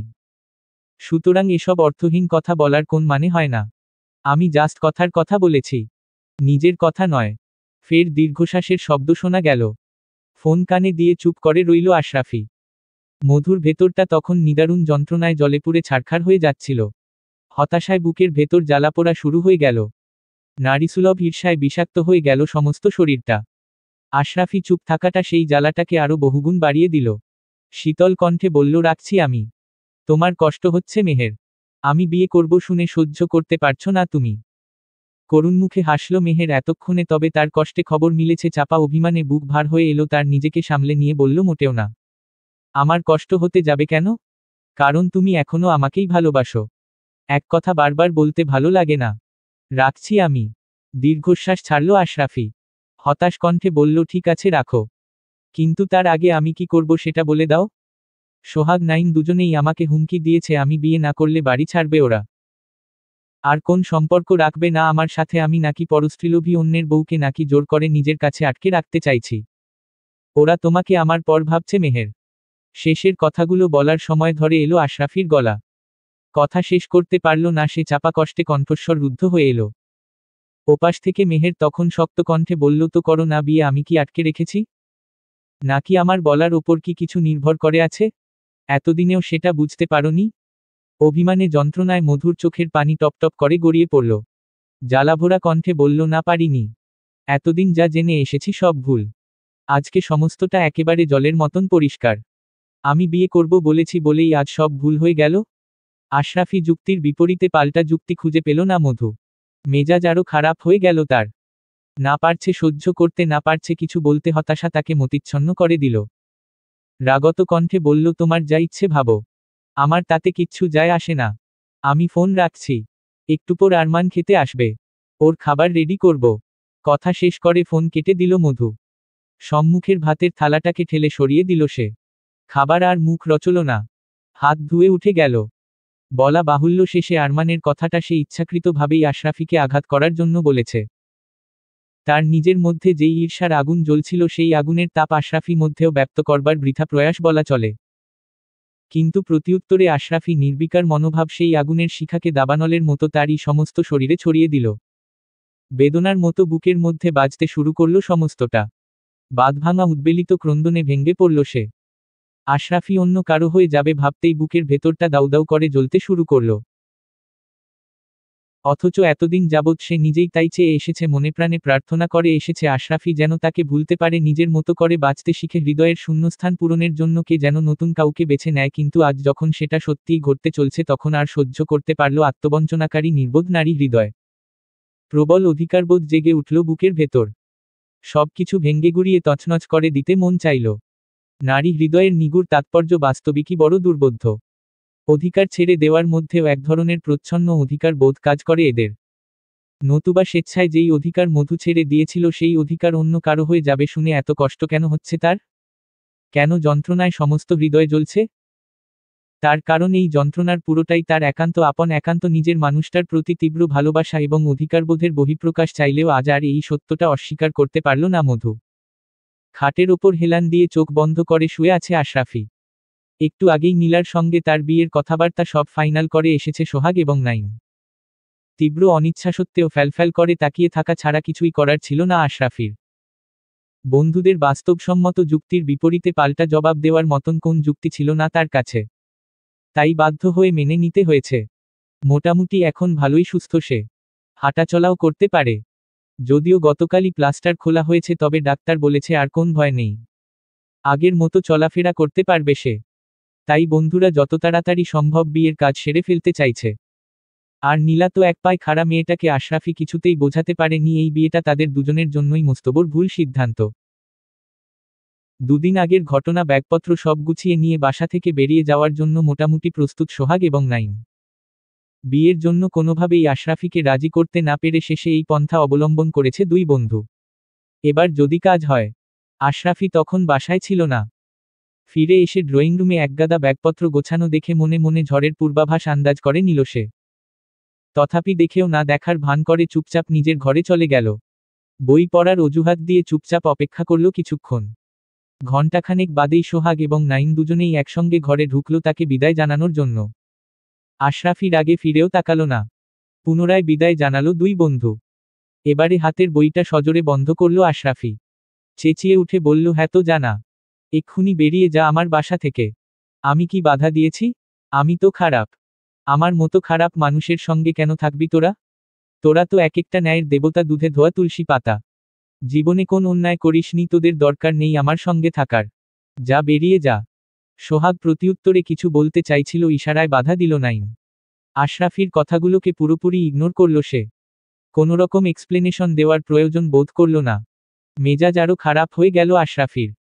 রাগে টেবিল বরাবর লাথি মেরে বলল, ন্যায় অন্যায় শেখাতে এসেছে আমাকে? আমি কি তোদের চাকর? তোদের কথামতো উঠব বসবো? আমার লাইফের ডিসিশন আমি নিজেই নিতে পারি। আমার যা ভালো মনে হবে আমি তাই করব। জবাবে নাইম শান্ত গলায় বলল, চিৎকার করে বলার কোন দরকার নেই। এমনিতেও আমরা আর তোর কোন ব্যাপারে থাকবো না বলে সিদ্ধান্ত নিয়েই নিয়েছি। অতএব নিশ্চিন্তে থাকতে পারিস তুই। হ্যাঁ, চোখের সামনে থাকলে হয়তো সহ্য করতে পারবো না। সে জন্যই তো আলাদা বাসা নিয়েছি। তোর আর কোন অসুবিধে হবে না। যা মন চায় করতে পারবি। একটা কেন 100টা পতিতা মেয়ে নিয়ে সংসার করার চিন্তাভাবনা করলেও এখন আর কেউ বাধা দেবে না তোকে। রাগে সর্বাঙ্গ জ্বলে উঠল আশরাফির। তেড়ে গেল সে। সোহাগও বিরক্ত হল। ইতোপূর্বে সে এই বিষয়ে অনেকবারই বারণ করেছে নাইমকে। তাদের কাছে মধু যতই খারাপ হোক না কেন আশরাফি মেয়েটাকে ভালোবাসে। তার সম্পর্কে খারাপ কথা বললে আশরাফির খারাপ লাগবে। কিন্তু এই সামান্য বিষয়টা কেন নাইমের মাথায় ঢুকল না সেটাই বুঝতে পারছিল না সে। আশরাফির আগে দাঁতমুখ খিচে নাইমের কলার ধরে, ওকে নিয়ে এত জ্বালা কেন তোর? কি ক্ষতি করেছে ও তোর? যা করেছে আমার সঙ্গে করেছে, তুই বলার কে? কোন সাহসে ওকে নিয়ে বাজে কথা বললি তুই? নাইমও ক্ষেপে গেল। আশরাফির এসব পাগলামি অনেক সহ্য করেছে। আর না। ক্ষিপ্ত কণ্ঠে বলল, হ্যাঁ ঠিকই বলেছিস। যা করেছে তোর সঙ্গে করেছে। কিন্তু এখন আমি বুঝতে পারছি সে কেন এসব করেছে। আসলে তোর মতো একটা বদরাগী মাথাখারাপ মানুষের সাথে একসঙ্গে থাকাটা যে কোন সুস্থ মানুষের পক্ষেই অসম্ভব। আর তোর শুধু মাথা খারাপই নয়, ভীষণ স্বার্থপরও তুই। সেই জন্যই আমাদের বেরিয়ে যেতে বলতে পারলি। অবাক হলো আশরাফি, তার অভিমানের কথাগুলো সত্যিই সত্যি ধরে নিল বন্ধুরা। এতদিনেও আশরাফিকে চিনতে পারল না। রাগে দুঃখে সেও আর কোন কিছু ব্যাখ্যা করার প্রয়োজন মনে করল না। চেঁচিয়ে উঠে বলল, হ্যাঁ আমি স্বার্থপর, এবার খুশি হয়েছিস তুই? যেখানে যাচ্ছিস যা। কাউকে ধরে রাখার কোন দায় পড়ে নি আমার? মনে মনে দুঃখ পেল দুই বন্ধু। অথচ তারা নিজেরাও জানে এই কথাগুলো আশরাফির মনের কথা নয়। কিন্তু এই মুহূর্তে তাদের এই পাগলাটে খেপা সরলমনা বন্ধুটির মনের কথার চাইতেও মুখের কথাটাই বেশি গুরুত্বপূর্ণ হয়ে গেল তাদের কাছে। অবশ্য তাদের দোষ দিয়েও বা লাভ কি? আশরাফিকে বোঝাতে বোঝাতে হাঁপিয়ে গেছে দুজনে। বন্ধুত্বের মর্যাদা তো আশরাফিরও রাখা চাই। এত করে বোঝানোর পরেও সে ঘুরে ফিরে মধুর কাছে ছুটে যায়। সব জেনে শুনে আবারও তাকে একই ভুলটা তো করতে দেওয়া যায় না। তাছাড়া ঘটনাটা যদি একবার কোনরকম জানাজানি হয়ে যায়, লোকে থুতু দেবে মুখে। নতুবা বন্ধুকে ছেড়ে যেতে কি তাদের কষ্ট হচ্ছে না? কিন্তু এছাড়া আর কি বা করার আছে তাদের? আশরাফির ভালোর জন্যই এই সিদ্ধান্তটা নিতে হয়েছে। তাই আশরাফির রাগের পাত্তা না দিয়ে বলল, আসছি আমরা। জবাব দিল না আশরাফি। আর চোখে একবার চাইল কেবল। সত্যি সত্যি বেরিয়ে যাচ্ছে সোহাগ এবং নাইম, চোখে পানি চলে এলো তার। সামান্য একটা কারণে এতদিনের বন্ধুত্বের সম্পর্ক শেষ করার সিদ্ধান্ত নিয়েছে ওরা। আশরাফির কষ্টটা একবারও বোঝার চেষ্টা করল না। এতটা খারাপ হয়ে গেছে ওদের চোখে আশরাফি। কিন্তু মুখে স্বীকার না করলেও ভেতরে ভেতরে বুকটা ফেটে যাচ্ছিল তার। ওরা এভাবে রাগ করে বেরিয়ে গেলে কিছুতেই শান্তিতে থাকতে পারবে না সে। একা বাসায় দমবন্ধ হয়ে মরে যাবে আত্মাভিমানের ঠেলায় সে কথা আর মুখ ফুটে বলতে পারল না। নিজের অনুভূতি প্রকাশে ব্যর্থ হয়ে অবশেষে রাগে অভিমানে বাসার ভেতর ভাঙচুর শুরু করে দিল সে। সিঁড়ি কাছে যেতে না যেতেই ভাঙচুরের বিকট আওয়াজে চমকে উঠে একে অপরের দিকে চাইল সোহাগ এবং নাইম। তাদেরকে বাধা দিতে না পেরেই ক্ষেপে গেছে আশরাফি। বেশ বুঝতে পারল যাওয়াটা আর হবে না। ভেতরে ভেতরে খুব খুশিই হলো দুই বন্ধু, কিন্তু প্রকাশ করল না। সোহাগ বিরক্ত গলায় বলল, পাগল খেপেছে। নাইমও কৃত্রিম রাগ দেখিয়ে বলল, ভেবেছে এসব ছেলেমানুষি করলে ফিরে যাব আমরা। যাবি না? অবাক হয়ে উত্তরের অপেক্ষায় চেয়ে তার মুখের দিকে রইল সোহাগ। ভ্রু জোড়া অটোমেটিক কুঁচকে গেছে তার। নাইম দীর্ঘশ্বাস ছাড়ল। হতাশভাবে মাথা দুলিয়ে আবারও ভেতরে ঢুকল দুই বন্ধু। 2 মিনিটেই বাসার অবস্থা কাহিল করে ফেলেছে আশরাফি। ওদেরকে ভেতরে ঢুকতে দেখে ফের রাগে ক্ষোভে চেঁচিয়ে উঠে বলল, ফিরে এলি কেন? যা, বেরো বেরো বলছি, নইলে এক্ষুনি বাড়ি মেরে মাথা ফাটিয়ে দেব। বেরো আমার বাসা থেকে। ভাঙচুর করে কি প্রমাণ করতে চাইছিস তুই? কিচ্ছু প্রমাণ করতে চাইছি না। তোরা যা, বেরো আমার বাসা থেকে। অনেক করেছিস আমার জন্য, আর লাগবে না। বন্ধুর বাধা দেওয়ার পদ্ধতি দেখে হেসে ফেলল নাইম। ভাঙবে তবু মুচকাবে না। তাকে হাসতে দেখে ভ্যাবাচেকা খেয়ে গেল আশরাফি। হাসির কারণটা ঠিক বুঝে উঠতে পারল না। বাস্তবিকই বন্ধুদের সম্পর্কগুলো বড় অদ্ভুত। কখনো কখনো সম্পর্কের দায়ভার অনেক বেশি জেনেও সম্পর্কটাকে উপেক্ষা করতে পারে না কিছু মানুষ। সোহাগ এবং নাইম তাদেরই অন্তর্ভুক্ত। এবং মুখে যতই রাগ দেখাক না কেন, মনে মনে আশরাফি নিজেও জানে তার বন্ধু দুটি ঠিক কতটা ভালোবাসে তাকে। তার ভাঙাচোরা উদ্দেশ্যহীন জীবনে এই বন্ধু দুটি অবদান কখনোই অস্বীকার করতে পারবে না সে। নিজের আপন মানুষের চাইতে অনেক বেশি করেছে ওরা তার জন্য। সুখে দুঃখে বিপদে আপদে সবার আগে ছুটে গিয়েছে। তার অসুখে রাত জেগে মেয়েদের মতো সেবা করেছে। মেহের চলে যাওয়ার পর তারাই ওকে সামলেছে। তাই আজ ওরা যখন ছেড়ে চলে যাচ্ছিল, রাগে দুঃখে মাথা ঠিক রাখতে পারেনি সে। কিন্তু এত কিছু পরেও নিজের জেদ বজায় রেখে গম্ভীর গলায় বলল, আমি কাউকে ফিরে আসতে বলিনি। নিজেকে সামলে নিল নাইম। নরম হলেই আশরাফি বেঁকে বসবে। তাই গম্ভীর গলায় পুনরায় বাসা ছেড়ে যাওয়ার হুমকি দিয়ে বলল, কথা ঘুরিয়ে কোন লাভ নেই রাফি। তুই ভালো করেই জানিস তোর সঙ্গে আমাদের কি সম্পর্ক। আমরা দুজন তোকে কতটা ভালোবাসি। সবসময় 3 ভাইয়ের মতো চলেছি, 3 জন একসঙ্গে। এত কিছুর পরেও যখন ওই মেয়েটাই তোর কাছে সব হয়ে গেল, তখন আমাদের আর কিছু বলার নেই। ব্রোথেলের একটা বাজে মেয়ের জন্য তুই নিজের জীবন বরবাদ করতে চাইছিস, কর। কিন্তু দয়া করে আমাদেরকে মুক্তি দে। এসব কথা লোক জানাজানি হলে লজ্জায় কাউকে মুখও দেখাতে পারবো না। জবাবে আশরাফি রাগত চেহারার তীব্র ব্যথার ছাপ দেখা দিল। চোখ জোড়া ছলছল করে উঠল। অসহায়ের কণ্ঠে বলল, আমি ওকে ভালোবাসি। ভালোবাসিস, ভালো কথা। তোকে তো কেউ ভালোবাসতে বারণ করেনি। কিন্তু এই কথাটাও তো ভুলে গেলে চলবে না, সে এখন অন্য একজনের স্ত্রী। তাকে তার নিজের মতো লাইফ লিড করতে দেওয়া উচিত। সোহাগও সম্মতিসূচক মাথা দুলিয়ে বলল, নাইম ঠিকই বলেছে দোস্ত। মেহেরকে ওর নিজের মতো থাকতে দেওয়া উচিত। একটা বিবাহিত মেয়ের পেছনে ঘুরে শুধু শুধু নিজের সময় নষ্ট করছিস তুই। ভালো করে একবার ভেবে দেখলে তুই নিজেই বুঝতে পারবি ঠিক করছিস না ভুল করছিস। এরপর অনেক বাকবিতণ্ডা, কথা কাটাকাটি হলো, কিন্তু বন্ধুরা নিজেদের সিদ্ধান্তে অনড়। হয় আশরাফিকে মধুর চিন্তা বাদ দিতে হবে, নয়তো তাদেরকে ছাড়তে হবে। শেষমেশ তাদের সিদ্ধান্তেই রাজি হতে হলো আশরাফিকে। বাধা দেওয়ার মতো অবশ্য কোন পথ খোলা ছিল না তার কাছে। অনেক আগেই সব পথ বন্ধ করে দিয়েছে মধু। কিন্তু এত কিছুর পরেও সে যদি শুধু একবার মুখ ফুটে আশরাফিকে বিয়ের জন্য বারণ করত, স্বেচ্ছায় সমস্ত জীবনটা তার মুখের দিকে তাকিয়ে পার করে দিত, আশরাফি পৃথিবী আর কারো কথার শোনার কোন প্রয়োজন মনে করত না। কারণ সে এখনো মনে প্রাণে বিশ্বাস করে তার ওপর সমস্ত অধিকার কেবল মধু ছাড়া অন্য কাউকে নিজের জীবনে কল্পনাও করতে পারে না সে। কিন্তু যার জন্য সে ভালোবাসার পাহাড় জমিয়ে ব্যাকুল হয়ে আছে, সে তো মনে মনে আশরাফির জীবন নিয়ে কোনোরকম মাথা না ঘামানোর পণ করে বসে আছে। নিজেকে নিষ্ঠুর স্বার্থপর প্রমাণ করার জন্য উঠে পড়ে লেগেছে সে। বন্ধুদের সাথে কথা শেষ করে চুপচাপ নিজের ঘরে ঢুকে দরজা বন্ধ করে দিল আশরাফি। বন্ধুরা এই নিয়ে তেমন মাথা ঘামালো না। বরঞ্চ এত সহজে সে আশরাফিকে রাজি হবে ভাবতেও পারেনি তারা। খুশিতে চোখ চকচক করে উঠল দুজনের। একে অপরের দিকে তাকিয়ে হাসল, রাগ করে বলুক আর যেভাবেই বলুক, আশরাফি যে বিয়ে করতে রাজি হয়েছে তাতেই অনেক। কোনোমতে একবার বিয়েটা হয়ে গেলে ঠিকই মাথা থেকে মধুর ভূত নামবে তার। ক্লান্ত দেহ অবসন্ন মনে নিজের ঘরে শুয়েছিল মধু। আজকেও সারাদিন নাওয়া খাওয়া কিছুই হয়নি তার। বিশেষ কোন আগ্রহও নেই খাবারের প্রতি। সন্ধ্যায় আরমান বেরোনোর সময় বারবার করে সতর্ক করে দিয়ে গেছিল সে যেন সময়মতো আহার সেরে নেয়। অসুস্থ শরীরে না খেয়ে থাকা মোটেও ঠিক নয়।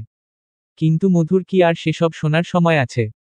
মনের সমস্ত জ্বালা ক্ষোভ আক্ষেপ তো এই পোড়া দেহটার ওপরেই মেটায় সে। না খেয়ে শরীরটাকে দুর্বল করে তিলে তিলে কষ্ট দিয়ে মারতে চায়। সন্ধ্যার দিকে আনুমানিক 7টা কিংবা 8টা হবে, নির্জীব হয়ে বিছনায় পড়েছিল সে, হঠাৎ নিচতলা থেকে একটা মেয়ে এসে জানালো আশরাফি এসেছে তার সঙ্গে দেখা করার জন্য। মেয়েটা তাকে অবাক হওয়ার সময়টুকুও দিল। হড়বড়িয়ে বলল, জলদি নিচে চলো মধুমা। তিনি খুব চিৎকার চেঁচামেচি করছেন। ধরফরিয়ে উঠে বসল মধু। ভয়ার্ত কণ্ঠে বলল, কখন এসেছে? এইমাত্র। নেশা করেছে বোধ হয়। আবোলতাবোল বকছে। তুমি না গেলে শান্ত হবে না। আঁতকে উঠল মধু। অবাক হয়ে মেয়েটার মুখের দিকে চেয়ে রইল কিছুক্ষণ। বড় বড় দম নিয়ে নিজেকে শান্ত করার চেষ্টা করল। বুকের ভেতরটা দুপদাপ করছে তার। ইদানিং অল্পতেই ভীষণ ঘাবড়ে যায় সে। বিশেষ করে আশরাফির অ্যাক্সিডেন্টের পর থেকে সমস্যাটা আরও বেড়ে গেছে। সামান্য কিছুতেই বুক কেঁপে উঠে। হাতে পায়ে খিঁচুনি ধরে। তবে একটা কথা ভেবে স্বস্তির নিঃশ্বাস ফেলল সে। ভাগ্যিস আরমান বাড়িতে নেই, না হলে বিরাট ঝামেলা হয়ে যেত এই মুহূর্তে। নিজেকে শান্ত করার চেষ্টা করে বলল, তাকে গিয়ে বল আমি কারো সাথে দেখা করতে পারবো না। সে যেন ফিরে যায়। মেয়েটা ভীত কণ্ঠে মিনমিন করে বলল, আমার কথা কি শুনবে মধুমা? দেখে তো মনে হলো খুব ক্ষেপে আছে। তোকে যা করতে বলেছি কর। সে যেন কোনোভাবেই উপরে আসতে না পারে। মেয়েটা বেরিয়ে যাওয়ার পর নিজের ঘরে খিল দিয়ে বসে রইল মধু। ধরফরানি এখনো কমেনি। এই অবস্থায় কিছুক্ষণ অপেক্ষা করাটাই উত্তম হবে। আরও একটা কারণ অবশ্য আছে। সেটা হলো আশরাফির বিয়ের খবরটা শোনার পর থেকেই আর কোনোভাবে তার মুখোমুখি হতে চাইছে না মধু। কেন যেন মনে হচ্ছে আশরাফির সামনে গেলে নিজেকে স্থির রাখতে পারবে না সে। ফের দুর্বল হয়ে পড়বে। তাই নিজেকে শান্ত করার জন্য হলেও কিছুটা সময় চাই। এর মাঝে যদি আশরাফি চলে যায় তবে ভালো। আর যদি না যায় তখন না হয় নামবে মধু। উপরতলা থেকে তখনও আশরাফির চিৎকার চেঁচামেচি শোনা যাচ্ছিল। অগত্যা বাধ্য হয়ে নিচে নামতে হলো মধুকে। কয়েকজন কাস্টমার বিশ্রীভাবে হাসছে আশরাফিকে নিয়ে। তারাও মাতাল উন্মত্ত। খেপাটে মতিচ্ছন্ন আশরাফিকে নিজেদের স্বজাতিভুক্ত ধারণা করে নিয়েছে হয়তো। সেদিকে একবার তাকিয়ে চোখের দৃষ্টি ধারালো হয়ে গেল মধুর। বদ্ধ উন্মাদ দুশ্চরিত্র নরপশুগুলো মনে মনে নিজেদের সঙ্গে আশরাফির তুলনা করছে বুঝতে পেরে রাগে সর্বাঙ্গ জ্বলে উঠল তার। ইশারায় মেয়েগুলোকে সরে যেতে নির্দেশ দিল সে। সরে গেল সবাই। আশরাফি চোখমুখ লাল করে ফের চেঁচিয়ে উঠে কিছু বলতে যাচ্ছিল, কিন্তু মধুকে দেখে থমকে গেল। হাহাকার করে উঠল বুকের ভেতরটা। নিজেকে সংযত করে মধু উদ্দেশ্য করে তিরস্কারপূর্বক হাতে তালি দিয়ে বলল, মধুবালা, তোমার জন্য অপেক্ষা করছিলাম। এতক্ষণে নামার সময় হলো? তার গলার স্বর শুনে চমকে গেল মধু। মেয়েটা ঠিকই বলেছে, হুঁশে নেই আশরাফি। বুদ্ধিভ্রষ্ট হয়েছে তার। কাছে এগিয়ে গেল মধু। দাঁতে দাঁত চেপে বলল, কেন এসেছে এখানে? তোমাকে সুসংবাদ দিতে। এই দেখো এঙ্গেজমেন্ট হয়ে গেছে। আমার হাতের আঙুল উঁচিয়ে মধুকে এঙ্গেজমেন্ট রিংটা দেখালো আশরাফি। এখানে আসার আগেই নীলার সঙ্গে এঙ্গেজমেন্ট হয়েছে তার। এখানে আসার অপরাধের শাস্তিস্বরূপ ক্ষিপ্ত কণ্ঠে তাকে কিছু কটু কথা শুনিয়ে দেওয়ার জন্য মুখ খুলতে যাচ্ছিল মধু, কিন্তু হাতের রিংটা দেখে থমকে গেল। ধক করে উঠল বুকের ভেতরটা। এলোমেলো হয়ে গেল সমস্ত চিন্তাভাবনা। কথা খুঁজে পেল না। হাহাকার করে উঠল শূন্য হৃদয়। অপলক চোখে নীরবে কিছুক্ষণ চেয়ে রইল আশরাফির মুখের দিকে। জলে ভরে এলো দুচোখ। চোখ ভর্তি টলমল করতে থাকা পানি নিয়ে কাপা কাপা কণ্ঠে বলল, ভালো কথা, কিন্তু এখানে কেন এসেছ? কি অসহ্য যন্ত্রণা আর অভিমানের পাহাড়! আশরাফির ব্যাকুল তৃষাতুর হৃদয়টা আজ পাগলের মতো মধুর কাছে ছুটে এসেছে, তা কেবল সেই জানে। আর জানে তার অন্তর্যামী। সমস্ত পৃথিবীতে কেবল এই একজনের কাছেই নিজের সমস্ত রাগ দুঃখ মনের জ্বালা উদ্গীরণ করতে পারে সে। আজও তার ব্যতিক্রম হয়নি। নীলার হাতে আংটি পরানোর সময় মনে হয়েছিল বুঝি মধুকে ফিরে পাওয়ার তীব্র আকাঙ্ক্ষা তাকে না পাওয়ার দুর্বিষহ যন্ত্রণা নিঃশব্দ ভাঙচুরে তার সমস্ত হৃদয়টাকে ভেঙে গুড়িয়ে একেবারে লণ্ডভণ্ড করে দিচ্ছে। কিন্তু এমন তো হওয়ার কথা ছিল না। ভালোই তো ছিল আশরাফি। সবকিছুর পেছনে বিয়েটাই আসল কারণ। তাই বন্ধুদের ওপর রাগ মেটাতে না পেরে দিশেহারা হয়ে এখানে ছুটে এসেছে। কিন্তু বিনিময়ে মধুর নীরব নির্বিকার চাহনি নিষ্ঠুরভাবে আঘাত করল তার ক্ষতবিক্ষত হৃদয়টাকে। অথচ ইতপূর্বেও ঠিক এমনটাই ঘটেছে। আঘাতের নিরাময় খুঁজতে এসে এর চেয়ে অনেক বেশি আঘাতপ্রাপ্ত হয়ে ফিরে গেছে সে। এ সকল সত্যি জানার পরেও তার ব্যাকুল বিগলিত নির্বোধ প্রেমিক হৃদয় একটুখানি সান্ত্বনা পাবার আশার ঘুরে ফিরে সেই আঘাতকারিনীর কাছেই ছুটে এসেছে। মধুর প্রশ্নের জবাবে ক্ষিপ্ত কণ্ঠে বলল, আমার প্রশ্নের জবাব চাইতে এসেছি। কেন তুমি এই জঘন্য জায়গায় পড়ে আছো? কেন একটা শয়তান দুশ্চরিত্র লোককে বিয়ে করেছ? সেই কৈফিয়ত তোমাকে দিতে বাধ্য নই। তুমি ফিরে যাও। আরমান এসে পড়লে ঝামেলা হতে পারে। আশরাফি রক্তলাল চোখজোড়া ভয়ঙ্করভাবে তাক করল মধুর দিকে। দাঁতে দাঁত চেপে ক্রুদ্ধ কণ্ঠে বলল, 100 বার বাধ্য। আমার প্রশ্নের জবাব তোমাকে দিতে হবে। আমার লাইটাকে এভাবে হেল করে দেওয়ার কোন অধিকার তোমার নেই। বললাম তো তোমার কোন প্রশ্নের জবাব আমি দিতে পারবো না। এক কথা বারবার বলতে ভালো লাগে না। রাগে তার গালে চড় মারতে গিয়েও নিজেকে সংযত করে নিল আশরাফি। দীর্ঘশ্বাস ছেড়ে অধৈর্য কণ্ঠে বলল, তুমি আমাকে কষ্ট দিচ্ছ মেহের। তবুও ভালো যে কষ্ট হয়। লজ্জাশরম তো নেই তোমার, নতুবা এত কিছুর পরেও নির্লজ্জের মতন এখানে আসতে পারতে না। অপমানে রক্তবর্ণ ধারণ করল আশরাফির ফর্সা মুখখানা। ধক করে জ্বলে উঠল চোখজোড়া। ভালোবাসার অপরাধে মধুর নিষ্ঠুর পরিহাস হল না, পাল্টা আঘাতে সেও ক্ষতবিক্ষত করে দিল মধুর ভেতরটাকে। রাগে দিকবিদিক শূন্য হয়ে ক্রুদ্ধ কণ্ঠে বলল, এই জন্যই বলে রাস্তার কুকুরকে কখনো প্রশ্রয় দিতে নেই। প্রশ্রয় পেলে মাথায় চড়ে বসে ওরা, ঠিক তোমার মতো। আশ্চর্য সহ্য ক্ষমতা মধুর। এত বড় অপমানের পরেও বিন্দুমাত্র বিচলিত হল না। উল্টো আশরাফির কথার জবাবে তার সর্বাঙ্গে জ্বালা ধরিয়ে নির্লজ্জের হাসল। সহাস্যমুখে ঠাট্টার সুরে বলল, রাস্তার কুকুর রাস্তাতেই আছে, তাকে তার অবস্থান নিয়ে জ্ঞান দেওয়ার প্রয়োজন নেই। কিন্তু ঘরের কুকুর ঘর ছেড়ে রাস্তায় কেন বেরোলো সেটাই বুঝতে পারছি না। কথা শেষ করে ফের হাসল সে। কৃত্রিম ভয় পাওয়ার ভান করে জিভ কাটল। তারপর পরই আবার নিষ্ঠুর বিদ্রুপপূর্ণ হাসি। রাগে কটমট করে চাইল আশরাফি, কিন্তু পূর্বের সেই তেজ এলো না। বুদ্ধিভ্রষ্ট নির্বোধ বেয়ারা মেয়েটার লাগাতর হাসি তার সমস্ত চিন্তাভাবনাকে বিকল করে দিয়েছে। তথাপি কৃত্রিম গাম্ভীর্য বজায় রাখতে বলল, আমার যা খুশি আমি তাই করব। তুমি বলার কে? এই কথার জবাবে পুনরায় গম্ভীর হয়ে গেল মধু। থমথমে গলায় বলল, এটা যা খুশি তা করার জায়গা নয়। এখানে যারা আসে তারা টাকা দিয়ে নিজেদের চাহিদা মেটাতে আসে। তুমি খামোখা নিজের সময় নষ্ট করছো। টাকা? টাকা দিলে তোমাকে পাওয়া যাবে? কত লাগবে বলো? কত টাকা দিলে তোমাকে পাওয়া যাবে? অবজ্ঞা ভরে চাইল আশরাফি। এবারের তিরস্কারটা তীক্ষ্ণভাবে গিয়ে বুকে বিঁধল মধুর। তীব্র অপমানে ঝাঁঝরা হয়ে গেল সমস্ত শরীর। কোনোমতে নিজেকে সামলে নিয়ে থমথমে গলায় বলল, আমি আরমানের সঙ্গে কথা বলা ছাড়া কাস্টমারদের সাথে ডিল করি না। ঠিক আছে, আমি অপেক্ষা করব। আশরাফি কঠিন শক্ত মুখের দিকে তাকিয়ে ভেতরে ভেতরে ভয় পেয়ে গেল মধু। অধৈর্য কণ্ঠে বলল, কি চাও তুমি? আমার প্রশ্নের জবাব। কোন প্রশ্ন? তোমাকে আমি সবই বলেছি। সেসব আমি বিশ্বাস করি না। সেটা তোমার সমস্যা, আমার নয়। তার মানে তো ঘুরে ফিরে একই হলো।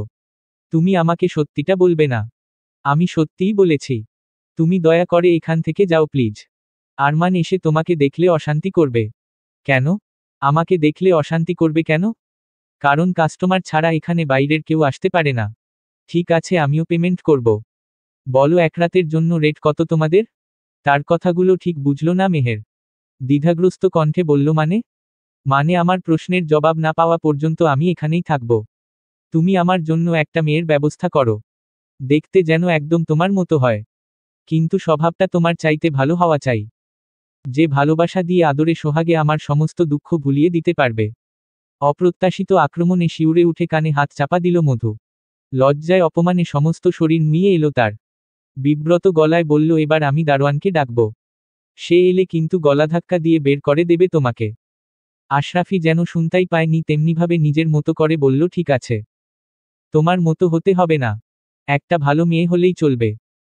মধু যথাসম্ভব নিজেকে শক্ত রাখার চেষ্টা করে বলল, আমি ভালো করেই জানি তোমার এসবে কোন আগ্রহ নেই। তুমি আমাকে রাগানোর জন্য ইচ্ছে করে এসব বলছো। বাস্তবিকই তাকে আঘাত করার জন্য কথাগুলো বলেছে আশরাফি।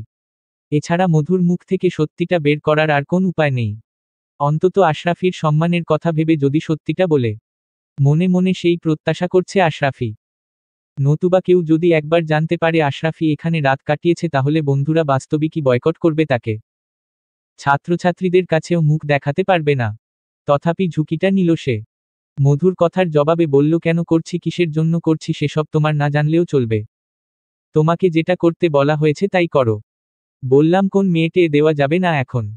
সবাই বুকিং হয়ে গেছে। তুমি প্লিজ ফিরে যাও। প্লিজ? হুকুম না অনুরোধ? হাসল আশরাফি কণ্ঠে স্পষ্টত তিরস্কার, চোখে যন্ত্রণা তার। মধু নিজেকে সংযত করে নিয়ে বলল, তুমি নিজেই তো বলেছ এটা নোংরা জায়গা। সে তো এখনো বলছি। তবে? তোমার সব তবের মানে তো আমি তোমাকে বলবো না। তোমার যেটা কাজ সেটাই করো না। সব মেয়েরা ব্যস্ত, কেউ নেই এখন। মিথ্যে কথা। মিথ্যে বলছো তুমি। কল হাউজে কলগার্ল থাকবে না এ আমি বিশ্বাস করি না। আমি অন্য কারো সঙ্গে রাত কাটাবো শুনে নিশ্চয়ই তোমার খুব জ্বলছে তাই না? নতুবা সবার জন্য মেয়ে আছে আমার জন্য নেই কেন? অনর মনোভাব আশরাফির। স্থিরভাবে কিছুক্ষণ তার মুখের দিকে চেয়ে থেকে দীর্ঘশ্বাস ছাড়ল মধু। থমথমে গলায় বলল, বেশ এসো তবে আমার সঙ্গে। কোথায়? যেখানে তুমি যেতে যাচ্ছ। আলাদা একটা ঘরে আশরাফিকে ঢুকিয়ে দিল মধু। ছোট খুপরির মতো ঘর। ছোট একটা চৌকি আর নোংরা বিছানা। মেঝেতে ছোপ ছোপ দাগ আর স্যাঁতস্যাঁতে গন্ধ, গা গুলিয়ে বমি আসতে চাইল আশরাফির। মাথা ভার হয়ে এলো। মধু তার মনের অবস্থা বুঝতে পেরে শীতল কণ্ঠে বলল, কিছুক্ষণ অপেক্ষা করো। তোমার পার্টনার পাঠিয়ে দিচ্ছি। আশরাফি তখনও ভেবেছিল নিছক তাকে ভয় দেখানোর জন্যই এখানে নিয়ে এসেছে মধু। কিন্তু পার্টনার পাঠিয়ে দেওয়ার কথা শুনে অবাক হয়ে মধুর মুখের দিকে চেয়ে রইল সে। তাকে হতবাক হয়ে চেয়ে থাকতে দেখে মধু গম্ভীর গলায় বলল, এভাবে তাকিয়ে কোন লাভ নেই। কারণ যেই উদ্দেশ্য নিয়ে তুমি এসব করছো সেই উদ্দেশ্য একেবারেই বিফল। আমি বিন্দুমাত্রও বিচলিত নই। মিথ্যে কথা, অবিশ্বাসী কণ্ঠস্বর আশরাফির।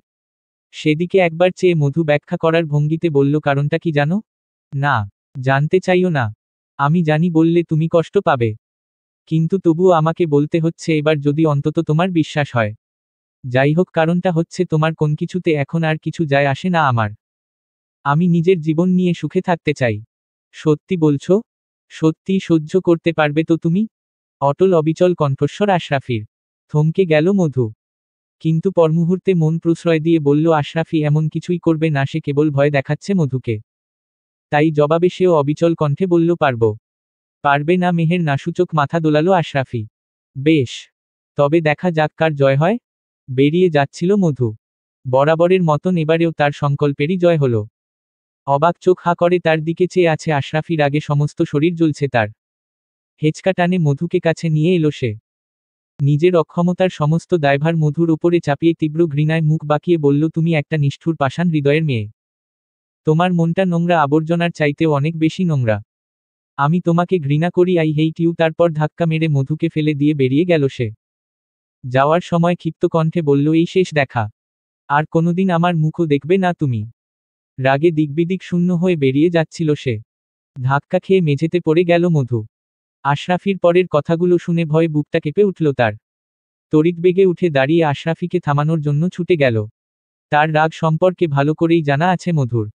মধুর সঙ্গে পেরে না উঠলে ক্ষতিটা নিজেরই করবে আশরাফি। এই কথাটা যে কেন আরও আগে মাথায় এলো না, সেই অনুতাপেই লক্ষকোটিবার নিজেকে অভিসম্পাত করল মধু। রাগের বশে সেদিনের মতো আজও যদি কোন অ্যাক্সিডেন্ট ঘটিয়ে বসে, তবে তো মরণ ছাড়া আর কোন উপায় থাকবে না তার। দিশেহারা হয়ে পথ অবরোধ করে দাঁড়ালো আশরাফির। দুহাত মেলে বাধা দিয়ে বলল, কোথায় যাচ্ছ? যেখানে খুশি ইচ্ছে। তোমার তাতে কি? তুমি পথ ছাড়ো। না, আমি তোমাকে এখন কোথাও যেতে দেব না। সামনে থেকে সরো বলছি। বুকিং হয়ে গেছে। এখন কোথাও যেতে পারবে না তুমি। রাগে তেড়ে এলো আশরাফি। ক্রুদ্ধ কণ্ঠে দাঁতে দাঁত চেপে বলল, সহ্যের একটা সীমা আছে মেহের। কিন্তু তবুও এখন এখান থেকে যেতে পারবে না তুমি। আশরাফি হতবিহ্বল হয়ে মধুর দৃঢ়সংকল্প মুখের দিকে চেয়ে থেকে কিছুই বুঝতে পারল না। একটু আগে তাকে এখান থেকে বের করে দেওয়ার জন্য উঠে পড়ে লেগেছিল মধু। উল্টাপাল্টা কথা মনে তার মাথায় আগুন জ্বালিয়ে দিয়েছিল। এখন আবার যেতে দিতে চাইছে না, ঠিক কি চাইছেটা কি সে? অগ্নিদৃষ্টিতে মধুর মুখের দিকে চেয়ে থেকে বলল, তবে কি করতে বলছো তুমি আমাকে? ওই মেয়ের সঙ্গে রাত কাটাতে? হ্যাঁ, দরকার হলে তাই করবে, কিন্তু এখন কোথাও থেকে যেতে পারবে না। ফোঁস করে দীর্ঘশ্বাস ছাড়ল আশরাফি। রাগে নিচের ঠোঁটটা কামড়ে ধরল। বড় বড় করে নিঃশ্বাস নিয়ে নিজেকে শান্ত করার চেষ্টা করল। কিছুক্ষণ সময় নিয়ে শীতল কণ্ঠে, তুমি কি চাইছো মেহের? আমি এখানে ভাঙচুর করি? ঝামেলা করে তোমার মাথা ফাটিয়ে দেই? যা ইচ্ছে করো। কিন্তু আমি যখন বলেছি তুমি এখান থেকে যেতে পারবে না, তার মানে পারবে না, ব্যাস। তুমি আমাকে জোর করে আটকে রাখবে? মোটেই না। বুকিং তুমি দিয়েছিলে, মেয়েও রেডি। আচমকাই ঠাস করে চড় পড়ল মধুর গালে। চড় খেয়ে চোখে মুখে তারা দেখল সে। এমনিতেই দুর্বল শরীর, তার ওপর সারাদিনের অভুক্ত। ছিটকে মেঝেতে পড়ে গেল। উপরন্তু কাচের টেবিলের কোণার সাথে বাড়ি খেয়ে কপাল ফেটে গেল। তাতেও রাগ কমল না আশরাফির। গোড়গোড় করে রাগে কাঁপতে কাঁপতে মধুর ডান হাতটা বাঁকিয়ে ধরে বলল, বলেছিলাম না সহ্যের একটা সীমা আছে? তবুও কেন বারবার আমার কাটা ঘায়ে নুনের ছিটা দিচ্ছ? ব্যথায় ককিয়ে উঠল মধু। চোখ দিয়ে টুপোটুপ করে পানি গড়িয়ে পড়ল। কান্না চাপার বৃথা চেষ্টা করে বলল, আমি তোমাকে এখানে আসতে বারণ করেছিলাম। এলে কেন তুমি? এসেছি, বেশ করেছি। তোমার কথা মতো চলতে হবে আমাকে। কে হও তুমি আমার? কেউ না। কিন্তু তুমি আর এখানে এসো না প্লিজ। রাগে দাঁতকিরমির করে পুনরায় কিছু বলতে যাচ্ছিল আশরাফি, তখনই পেছনের ঘর থেকে একটা মেয়ে দৌড়ে এসে বলল, এ কি মধুমা, তোমার কপাল ফাটল কি করে? রক্ত ঝরছে যে। সম্বিত ফিরে পেল আশরাফি। রাগের কারণে এতক্ষণ মধুর কপালের রক্ত খেয়াল করেনি সে। হাতের বাঁধন আলগা হয়ে গেল। সে ছেড়ে দেওয়ার সঙ্গে সঙ্গেই হাত দিয়ে কপাল চেপে ধরল মধু। মেয়েটা আশরাফির দিকে অবাক হয়ে তাকিয়ে বলল, আপনি মধুমাকে মারছেন কেন? কি করেছে মধুমা? জবাবে আশরাফি মধুর দিকে ক্রূর দৃষ্টি নিক্ষেপ করে বলল, সেটা তাকেই জিজ্ঞেস করো। মধু তাড়াতাড়ি করে চোখের পানি মুছে কৃত্রিম হাসার চেষ্টা করে বলল, আমি ঠিক আছি। তুই যা এখান থেকে। রক্ত ঝরছে যে। চলো উপরে চলো। তোমাকে ব্যান্ডেজ করে দেই। ঝরুক, সামান্য একটু রক্ত ঝরলে কেউ মরে যায় না। অবরুদ্ধ ক্রন্দনে ধরে এলো মধুর গলা। কথাটা তার অভিমানের সমস্তটাই বুঝল আশরাফি। কিন্তু প্রকাশ করল না। পূর্বের তুলনায় শীতল কণ্ঠে বলল, একদম ঠিক বলেছ। এই সামান্য আঘাতে কেউ মরে যায় না। তার চেয়ে বড় কথা হলো, এর থেকে অনেক খারাপ কিছু ডিজার্ভ করো তুমি। তোমার মতো মেয়ের জন্য এই আঘাতটা সত্যিই সামান্য। কিন্তু আফসোস, চাইলেও তোমাকে তোমার প্রাপ্য শাস্তিটা আমি দিতে পারি না। প্রতিবাদ করল না মধু। দীর্ঘশ্বাস ছেড়ে মেয়েটার কাঁধে ভর দিয়ে উঠে দাঁড়ালো সে। কান্না চাপতে গিয়ে ঠোঁট দুটো তিরতির করে কাঁপছে তার, নীরবে এক পলক আশরাফির মুখের দিকে তাকিয়ে ধীরে ধীরে উপরে উঠে গেল। যতক্ষণ দেখা যায় চেয়ে রইল আশরাফি। অবসন্ন চোখজোড়া বন্ধ করতেই গড়িয়ে পড়ল দুফোঁটা তপ্ত অশ্রু। অনুতাপে অনুশোচনায় কলিজাটা ফেটে যাচ্ছে তার। মধুর আঘাতপ্রাপ্ত করুণ মুখশূন্য দৃষ্টি এক নিমিষেই সবকিছু অলটপালট করে দিয়েছে। রাগের মাথায় সে যতবারই মধুকে আঘাত করেছে তার চেয়ে বেশি আঘাতপ্রাপ্ত হয়েছে সে নিজে। প্রতিবারই মধুকে আঘাতের যন্ত্রণা শতগুণ শক্তিশালী হয়ে তার কাছেই ফিরে এসেছে। আঘাতে আঘাতে আজ বড্ড ক্লান্ত সে। বেরিয়েই যাচ্ছিল, হঠাৎ একটা মেয়ে পথ আটকে দাঁড়ালো তার। ফিসফিস করে বলল, যাবেন না স্যার, কথা আছে আপনার সঙ্গে, টেনে তাকে দরজার কাছ থেকে সরিয়ে আনল। অবাক হয়ে মেয়েটার মুখের দিকে চেয়ে রইল আশরাফি। এই মেয়েটাকে আগেও দেখেছে সে। তাদের কোম্পানির সঙ্গে ফরেইনারদের মিটিংয়ের জন্য যেই কয়টা মেয়েকে সিলেক্ট করার হয়েছিল তার মাঝে এই মেয়েটিও ছিল। নাম সুলেখা, দেখতে বেশ ভালোই সুন্দরী, কিন্তু আশরাফির সঙ্গে তার কি কথা থাকে বুঝতে পারছিল না সে।